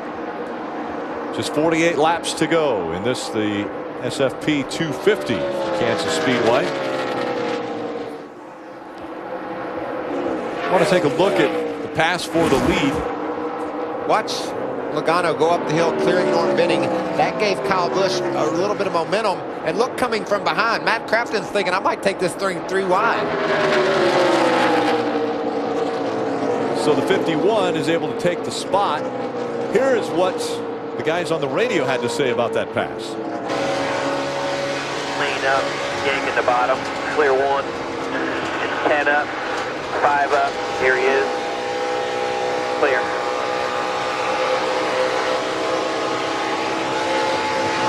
closing again to left split by 2. He's chasing you down the hill. Clear 19. All clear. Clear. Nice work. Kyle Busch's spotter helping Kyle through that traffic problem they had down in turn 3. These two have been going at it, Phil, and they're making me nervous. Taylor Mawson has been sideways on the inside of Joey Coulter and unable to make the pass. Now they're going to go 3 wide down the front straightaway. They'll take Norm Benning down the middle. And the 19 on pit road again, right? They're going to put 4 tires on this thing, and they have a hang-up on the right front. Could not get that tire out. They'll put Sunoco fuel in. They're going to go down 1.5 pounds of air pressure on those right sides. They'll hang the lefts here, not the pit stop they were looking for at the end on lap 122. Same situation as the 88. Could not get the right front tire off. Now, guys, is that the shock not allowing that tire to come down and clear that wheel well? It's part of the setup, and it's also how important aerodynamics are here. You try to have that truck as tuned as well as you can get it with that front end pinned down to the road. The shock helps pin it down there, and it also hurts when it doesn't fall out on the pit stop. They call it tying the front end of these trucks down, and that's what it is. The shock was not releasing in time to let them get that tire off. These two still haven't sorted this out, Phil. Taylor Mawson hugging that white line, trying to get by the 21 of Joey Coulter. Looks as though he's going to make the pass. He made it. We've seen it before. They've swapped this spot several times. It looks pretty ominous there, potentially. And the guy that's been watching this situation is Austin Dillon. He's crept up on the back of these two, and I know he had to keep an eye out because it looked like that could be a crash. And we've seen a few of those tonight.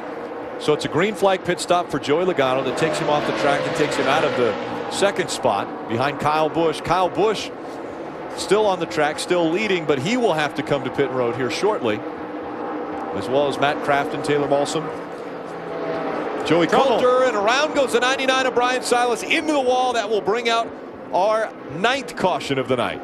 That's going to really hurt Joey Logano. He's going to be able to do the wave around, but he's going to lose a lot of track position to Kyle Busch and Matt Crafton, those guys. Brian was having a pretty good run. He was running in the 11th spot here. But you're right, Phil. Logano went from having a chance to win this thing, and now winning it's going to be a real stretch with giving up that much track position to the likes of Kyle Busch and Matt Crafton this late in the going. Hornaday back on pit road, having service done to his truck. He was on pit road when the caution flew. That's why he stayed there and was able to do his service. See what happens here. John West Townley, the 5 truck right in front of the 99. Looks like John West comes down the racetrack a little bit. Brian had committed to try to go by on the inside and just ran out of room there. And he's going to back that 99 truck up into the outside wall. Man, what a solid run it was for Brian Silas, too. We went 32 laps before we had a crash that time. Our longest green flag stretch prior to was 20 laps. So, heck, Rick, we're getting pretty low on trucks to crash now. We're going to be inside 40 laps to go. Maybe we can go all the way to the end green. Well, we know Matt Crafton has had some struggles on pit road. When he comes down this time, needs his best stop of the night to keep pace with Kyle Busch. I think that truck's plenty fast enough to race Kyle for this win. But see what happens on pit road. Let's see what Austin Dillon does now. Remember, he pitted later than any of the rest of these guys with 4 tires. He's got 20 less laps on this set of tires than everybody else. And he may feel like he needs to save some time on pit road to have some better track position. Pit road is open. The field on its way down, right? One problem, the 99 of Brian Silas is in the pit stall right in front. They're going to try to move that truck back just a little bit. Here comes the 20. They're talking about going no tires, just a little bit of fuel. They're going to raise the track bar to try to loosen them up. Nope, they go for right sides. They're going to do 2 tires only for the 20. How about the 32, Hermie? Taylor Mawson comes down pit road and gets up to 3rd position. Very, very happy with this truck. They're going to take 4 tires, tighten him up just a little bit. The 88 of Matt Crafton, he'll also take 4 tires, a little bit better than the last stop. This set has a little more stagger to free him up. Bob? It'll be a 4-tire stop for leader Kyle Busch as well. Very tight was his truck, but a great pit stop by the 51 bunch as they come out right behind the 20 truck. Taylor Mawson comes off just behind them, and Matt Crafton again losing 2 spots on pit road. It's been a tough night for that crew. Yeah, that was better than he's been doing those, so not too awful bad. He can see the front from where he is, but again, great pit strategy by Austin Dillon, his guys, to do 2 tires and get him some track position. Under 40 laps to go. Can Kyle Busch capture the win from Kansas Speedway? Stay with us. 10 days of thunder. Why don't we kick it off with a truck race? What do you think of that? Absolutely. Because these trucks know what action's all about. We've seen it tonight. Friday night, May 16th, 8 p.m. Once again, under the lights on a 1.5 mile track. We'll have the showdown for the All-Star race right before our truck race leading into it. Top 2 finishers advance into the All-Star race as well as the fan vote.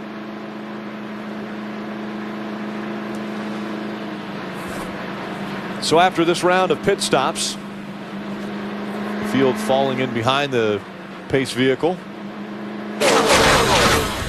Kyle Busch a year ago at Charlotte ended up getting to victory lane. Not without not some problems on pit road there. Would have got penalized for equipment leaving the pit box.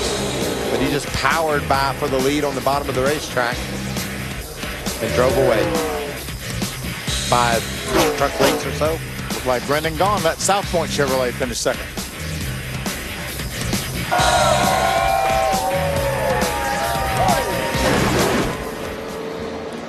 Can he win on a 1.5 miles again? He's always very good. I think he's won 17 times on 1.5 mile tracks. He can, certainly.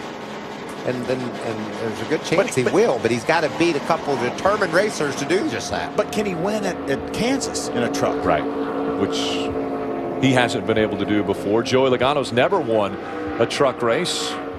Ray Dunlap. Well, Joey Logano started 5th tonight. He's led 41 laps, and obviously we saw where he was side by side with his teammate Ryan Blaney. That crash took Blaney out of the race. So Logano has been up and down, and as you said, he'll take the wave around, Phil. But they're talking about making some pretty big adjustments. Let's check in on Joey's radio. 1/2 pound out of the right front, 1/2 pound in the right rear, track bar up 1. That's a pretty big adjustment, isn't it? Yeah, that's what we needed. So Joey Logano will start back in the field, but we know how fast that Reese Tow Power truck has been tonight. That Ford's been very, very good. I have a feeling with 37 laps left, we're going to see the 19 back up front before you know it. So Logano takes the wave around. Man, Phil, he had a truck he was leading the race with and all over Kyle Busch when he made that green flag pit stop for running second. They're going to make those adjustments to it. Maybe it could light him up, give him a chance to run through this field and make a charge at Kyle Busch for this win. Austin Dillon, Kyle Busch, 1 and 2. Taylor Walson, Matt Crafton, Armand Quiroga. Their top 5.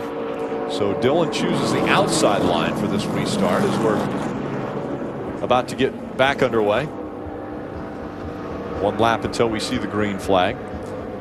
We got some damaged race trucks trying to soldier their way to the finish. Kyle Busch led 83 laps already. Joey Logano's led 41.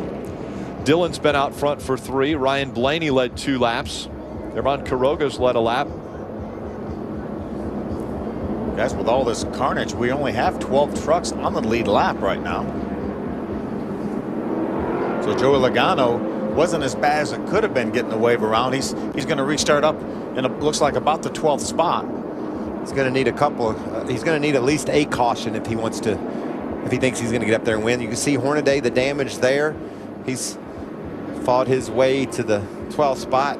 And remember that battle he had at the front of the pack with Johnny Sauter? Watch this. Watch what happens. Late in the race, they're synchronized spinning, sliding, I guess. Now, right there, would you believe either one of those guys was going to win the race? No. Well, one of them did. Johnny Sauter. What an amazing job of truck control those two showed. Sauter gets the cake bath. I think Johnny would have been a little bit mad if he would have went all the way around. Oh, yeah.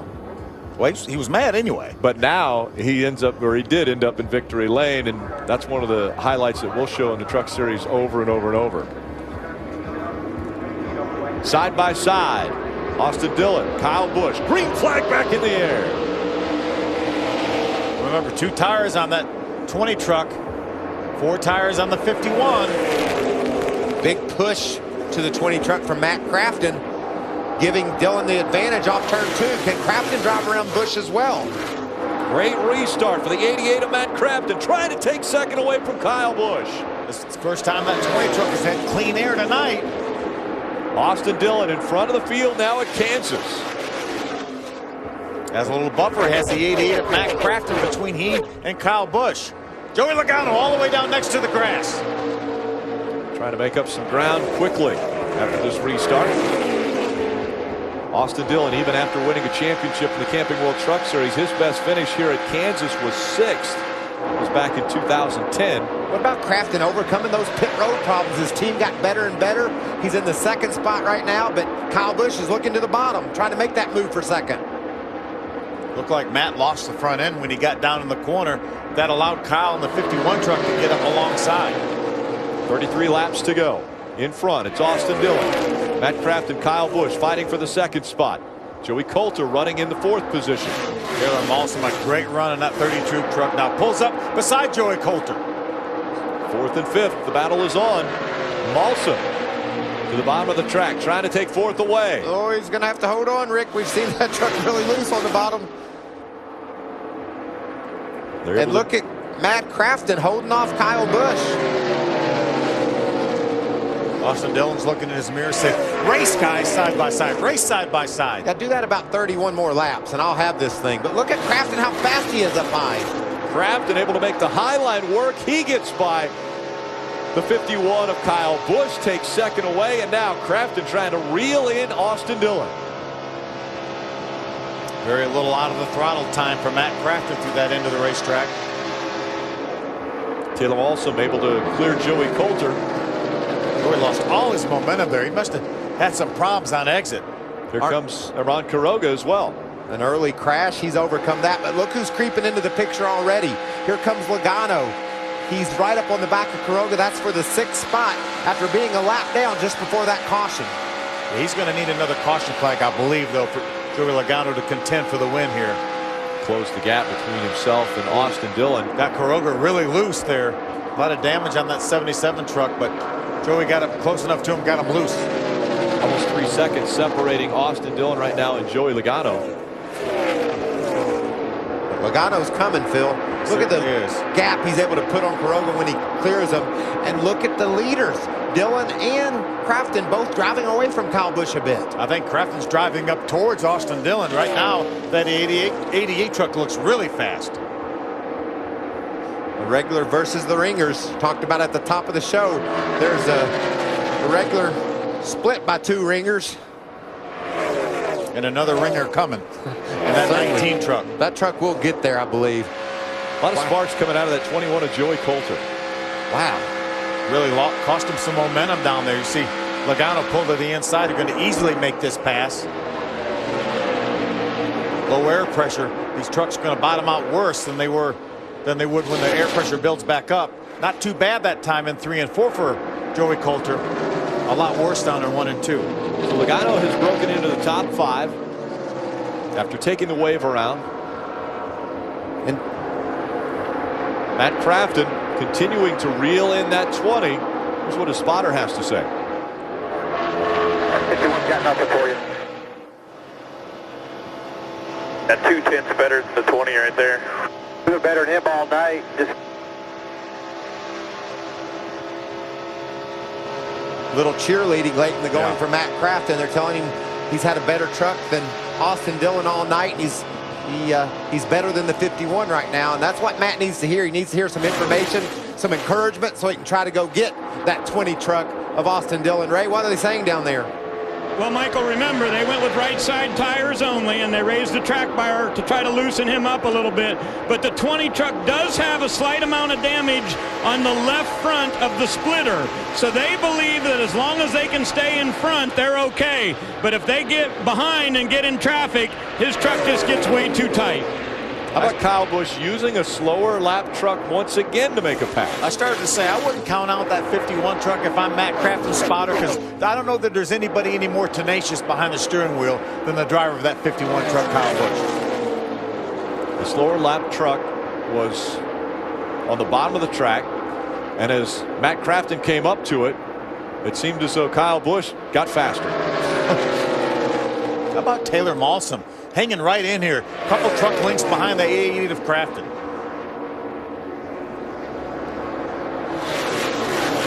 Joey Logano now only 2.3 seconds behind. He's lopped off almost a second of the deficit he's had on Austin Dillon. If these guys get racing side by side, that might give Joey a shot to gain some ground. You're tuning in for Fox Sports 1. It's Fox Sports Live, excuse me. You have just a few more laps to hang with us here in the SFP 250 from Kansas Speedway for the Camping World Trucks. And by the way, that's the battle for the lead. Kyle Busch all over the back of Austin Dillon. Looks like Kyle's got the better truck right now. He's able to just close right in on Dillon. And we saw what he was able to do when he closed right in on Crafton. Got right on the back and made him loose. He's trying to do that again, Phil. Look to the inside of Austin Dillon. Kyle Busch trying to take that top spot away. Down to the apron, they both go. Now Austin Dillon back up on the track. Kyle Busch has closed the gap. Matt Crafton running in the third spot. Taylor Malsom, Joey Logano, your top 5. If these guys get to racing, I'm telling you, Joey Logano is there. He's down under 2 seconds now. That's that blue truck just behind the top 4 here, closing in every lap, like you said. He wants to see those front trucks side by side lose some momentum so he can get there. Austin Dillon trying everything he can to stay in front of that 51 of Kyle Busch.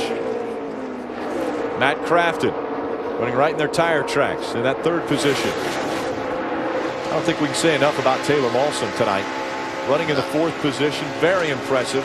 You're right. He's battled hard side by side with Joey Coulter. He's driven right up on the back of this battle for the lead, and Kyle Busch takes it to the bottom. Here he's going to get alongside Austin as they get to the start-finish line. Kyle's got the lead.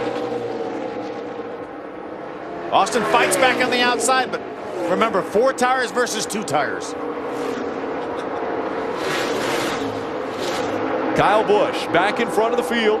Austin Dillon, Matt Crafton, Taylor Malsom, and Joey Coulter, and that was bad news, or excuse me, and Joey Logano, and that was bad news for Logano. He needed Austin Dillon to hold up Kyle Busch till he got there, and Kyle was able to get around the battle and take the lead, and he's going to drive away from these guys, it looks like. Camping World 20 to go. Out in front of the field, it's Kyle Busch. He's led 85 laps. He's hoping to lead the final 20. Bob Dildner. Rick, Kyle Busch trying to do something that nobody has done in a long time in the NASCAR Camping World Truck Series, and that is win from the pole position. It's been 32 races since Ty Dillon at Atlanta won in August of 2012. And right now, the 51 bunch down here on pit road, they like their chances with Kyle Busch trying to get his first victory in Kansas. I'm telling you, Taylor Malsom is having a career day here, racing side by side right now with Austin. And it's holding up the 19 of Joey Logano as Logano is trying to find a way around both of these trucks. He's able to clear the 32, now looking to get by the 20. And he's going to make that move too. Austin Dillon's beginning to fall back on those older tires as you see Logano driving around for the 3rd spot. Malsom will do the same on the high side, I believe. Oh, he gets loose, Phil. Yeah, nice catch there by Taylor Malsom. So now the 51 of Kyle Busch has a 1.5 second lead over Matt Crafton. After he got out front, he has been able to check out. Logano trying to chase. He runs in the 3rd spot. Crafton up in the 2nd position. We heard the crew chief talking to Joey Logano about the changes they made to that truck. Some air pressure adjustment, major changes late in the race to try to wake that thing up so he could run through the field and catch Kyle Busch. The changes seem to be working for him. He's got a fast truck, but will he run out of laps? If Austin would have kept Kyle behind him a little bit longer, that may have allowed Joey Logano to get there. But right now, I think Joey needs a caution flag to be able to erase this deficit. Yeah, as you guys mentioned, it's going to take a caution to close that gap up for Logano to have a chance to get out in front. Again, Fox Sports Live coming up next right after the final 16 laps here at Kansas for the Camping World Truck Series. Logano can run as fast as Kyle right now, but he's not able to run any faster. Kyle Busch wiggling a little bit there in the 51. Shouldn't have any issues with fuel. He pitted only 24 laps ago. Pitted on lap 127 along with about everybody else. This is a battle I'm going to keep my eye on because I'm worried about the way Mawson gets loose when he gets down on the inside of other trucks, and he's going to wind up on the inside of Austin Dillon eventually. That's where he's trying to go. Hope he can hold on to that thing and keep this great run going. I thought he had a great opportunity to get by Austin on the high side, but then he got loose up there too and lost his momentum. Taylor Mawson had his career best finish back in Gateway of 2009, a 5th place finish, currently running in that 5th spot now. And we're going back to Gateway this year. Good news for the series. Yep, one of the 5 tracks that we come to in the next few weeks. Next 37 days. 37 days, 5 tracks. It'll be impressive. Kyle Busch looking impressive in front of this field. One of the other things that if Kyle Busch does hang on to win, his crew chief is Eric Phillips. Right now he's in a tie as far as most wins for crew chiefs at 28. He gets a win tonight. He will hold that position alone. The winningest crew chief in Truck Series history. And that cat's turning it up right now, Phil. Last time by, you're in a 30-50. That's a 1/4 of a second faster than the 2nd place running truck. So he's got to feel really confident about the way that truck's handling right now to be able to run those types of lap times. Good battle here for a top 10 spot. Joe Nemechek, that 8 truck, right now has a 10th spot. Mason Mingus trying to get it from him. And that 35 truck, ooh, look how close. Real close. That's Bubba Wallace at 54. He's several laps down right now, running in the 16th spot. Well, Joe really appreciated that push that Bubba gave him too, because it propelled him ahead of Mingus. Now see if he can hang on. Darrell Wallace Jr. 11 laps down. Currently, there's only 12 trucks on the lead lap. Jennifer Jo Cobb's running 13th, and she's 3 laps down. Got a high attrition rate in this race for sure. As I mentioned it, there's Jennifer Jo Cobb in the 10 as these two continue to fight it out for position. Joe Nemechek in the 8. Jeb Burton just outside the top 5 in that 6th spot, Bob. Guys, how about the run by Jeb Burton about 25-30 laps ago? He was 14th, 1 lap down. He's had a hole in the nose of that machine. He had a tire go down, and now he is currently running 6th, knocking on the door for a top 5 finish. What a great run for this guy. And as Ray Dunlap told you earlier in this broadcast, they plan to announce a sponsor to go full-time for the remainder of this year. And that's great news for Jeb Burton, Thor Sport Racing, and the series. Oh, yeah. Joe Nemechek in the 8 in front of Mason Mingus in the 35. Those two had a pretty good battle for the 10th spot. Nemechek has it now. Mason Mingus back in 11th. What a day this has been for Mason Mingus. 22nd is his best finish just in a handful of starts in the Truck Series. Right now just outside the top 10. Inside 10 to go for Kyle Busch. Running right down on the bottom of the racetrack. A healthy distance over the 2nd place truck. He's got 2.4 second lead over Matt Crafton running in the 2nd position. Crafton won this race a year ago, was looking to defend that win. This time it's Kyle Busch who's been dominant. He's led 96 of the 158 laps. Remember, we talked about 3 of our top 4 in points having serious problems. Matt Crafton is the guy that hasn't had any problems right now. He could emerge here with a pretty huge lead. You mentioned points. 17 of Timothy Peters coming in, our points leader. Started in the 8th spot, currently running 14th, but he's 9 laps down. They went behind the wall and into the garage area to work on that truck. Yeah, Johnny Sauter, who shared that point lead with Timothy Peters coming into this race, is out of the race now in the 21st spot. A lot of racing still to go in the 2014 season, though, for that championship. You see there the battle for 4th. Mawson on the back of Dillon, and closing, Phil, you see there, that's Jeb Burton. The last few laps, he's been a couple of tenths of a second faster than these guys, and I think he's going to get there before we get to the checker, maybe race inside that top 5. Especially if these 2 trucks get to racing side by side. Looks like Taylor Mawson has designs on maybe getting underneath that 20 of Austin Dillon. Taylor Mawson wants to break into the top 4. He's already got that 5th spot, but he knows that the 13 of Jeb Burton's coming. Great run for Jeb, overcoming a lot of problems like they talked about down on pit road, and now in a position to grab a top 5 late in the going. You know, what wouldn't surprise me is if we finish this thing under a green-white checker. We crashed on the first lap. We've had several spins and cautions. Have we got one more, or will they finish this thing? Well, 5 to go. I hope we can get to the end here without a caution flag. But what a tough battle right here, battling for the 4th spot, these 3 trucks. Kyle Busch is also hoping we get to the end without a caution flag, as he has a 2.8-second lead over second place Matt Crafton. Joey Logano's not been able to keep pace with Crafton. Joey's now finds himself over 5 seconds behind, right in front of this battle for 4th. Logano, after having to restart back in the 11th spot because of a wave around, worked his way through the traffic, looked as though he was going to be strong, but really needed a caution to be able to battle for this win tonight.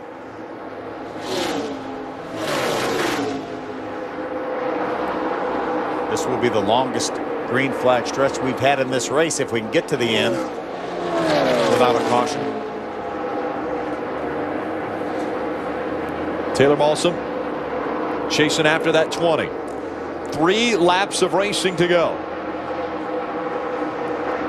Kyle Busch in front has a comfortable lead over Matt Crafton. And continues to be the faster truck on the racetrack, pulling away from that 88 Matt Crafton. Also mentioned at the top of the show, Kyle Busch looking for some positive momentum. He's been struggling in the Cup car. Hasn't been able to get to victory lane in the Truck Series since Daytona, which was a long time ago. And as this battle heats up here for position, Taylor Malsom looked to get by Austin Dillon, couldn't make the pass, but he stays on the inside. Can he hang on to it? Malsom stays down against the white line, and Austin Dillon back in front of him. Jeb thought about jumping to the outside of Malsom, but Malsom's going to pull up in line in between. White flag comes out. The 51 of Kyle Busch, a lap away. And the battle continues between the 20 and 32 for that 4th spot. Austin Dillon hanging on to it. Here comes Jeb Burton. He's going to make things interesting. The next flag will end this race here. Great battle side by side. Now 3 wide almost. They continue to battle for position. There isn't a battle up front, though. 3-second lead for Kyle Busch over Matt Crafton. Coming across the line. Kyle Busch is going to win at Kansas. Austin has momentum from the high side. Who's going to get it? Right at the stripe. Austin Dillon hanging on for the 4th place finish. What a great battle, though. But we talked about the ringers versus the regulars, and the ringers got him this time. Kyle Busch gets that win. They were outnumbered, but they outran the rest. Crafton finishing 3 seconds behind Kyle Busch. Joey Logano battling back after being on pit road, taking a green flag pit stop, and then being a lap down, trying to fight back, and the caution comes out. So he had to restart outside the top 10. Then it's Austin Dillon and Taylor Malsom rounding out your top 5 in a great battle right to the checkered flag. A Ram guts and glory look tonight has to be at that run that Joey Logano made, trying to get back up to the front to battle for the win. He had to pass a lot of trucks to do it. Kind of stalled out there when he got up to the 3rd spot, but great job by that BKR team. So the celebration begins for the 51 of Kyle Busch. Guess what? A pole winner has won a race in the Truck Series. Thanks. It was a fun one to end this one. Kyle Busch able to get out front and capture his 37th career win. We want to take a look at the McDonald's winning ingredients. I think a lot of it has to do with the guy holding the wheel. Yeah, he had 4 tires here. Austin Dillon, that 20 truck, only had 2. Kyle was able to parlay those 4 tires into the winning move. And you got to love the way he ran the end of this race. Got a little bit behind on the restart, was patient, clawed his way back to the front, and then drove away from those boys. And drove all the way to victory lane. Bob Dillner. Kyle Busch will climb out in victory lane here at Kansas as a Truck Series winner. The crew all excited. He can barely get out of the truck here, but he finally gets out and celebrates in victory lane with a bath of Monster Energy drink. The confetti and the streamers go off. Kyle climbs off the car. And how about that? You're a winner in the Truck Series at Kansas. How's that feel? Kansas. I'm a winner at Kansas. Anyways, oh man, can't say enough about everyone from KBM. Everybody there, man, chassis shop, body guys, cheese, everybody there in the fab shop. They do such a great job for me, whether it's late models or whether it's trucks. And, you know, they're a lot of fun to work with. They're a great group. All these guys right here, pit stops were awesome tonight. And can't say enough about this Toyota Care Tundra. We appreciate Toyota and TRD, their support that they give us and allow us to come out here and race in a Truck Series and put a great Tundra out front and take it to victory lane like that. So congratulations to Eric for most wins. All time as a crew chief in the Camping World Truck Series. That's pretty cool. And again, Monster Energy, JGR Engines, Butler Built, Camping World. Thank Camping World for signing on and coming back and being here for a long time to come. We appreciate those guys. They're awesome. Marcus and everybody's fun to work with too. And of course the fans, you know, not very many times have I won here in Kansas for the fans. So hopefully that was a good treat. We'll see how tomorrow goes. It looked like you got trapped there after that final restart. You were third there, but you used the lap traffic to your advantage. Did you learn something there tonight? A little bit, yeah, but you know, those guys raced really hard. I mean, Crafton, we're good buddies. I'm really, really mad at him right now, but I'll get over it. He just raced me really hard, just trying to keep second, trying to go after the win and try to pass the Chevy. Once he kind of saw he couldn't get there, and I got next to him, he let me by that time, you know. So, you know, it's just interesting. It's just the way that these trucks are, you know. You got to get everything you can get on those restarts and try to get out there and go after the win. But this Toyota Care Tundra was not going to be beat tonight. 18 wins now in the Truck Series for Kyle Busch on a 1.5-mile racetrack. You mentioned Matt Crafton. Crafton was able to gain the most points in this race, finishing in that second spot. He moves to the top of the points list. Timothy Peters drops down, as well as Ron Hornaday. Those two are second and third, but tied in the points, just 8 back from Matt Crafton. Yeah, Johnny Sauter, Ryan Blaney, the big losers. They were in the top 4 coming in here. They dropped back to 5th and 6th. Jeff Burton in the 7th spot. And again, the news this week comes out and today that Jeff Burton will run the entire season. So looking for a shot at the championship. The point battle's fixing to take a big turn, though, as we race 5-6 weeks in a row. I mean, over the next month or so, it's going to be interesting to see who's able to keep the momentum, Rick. It was crazy early, just as you had predicted, as well as the battle between the regulars and the Cup regulars. And the Cup regular wins out. Let's go back to L.A.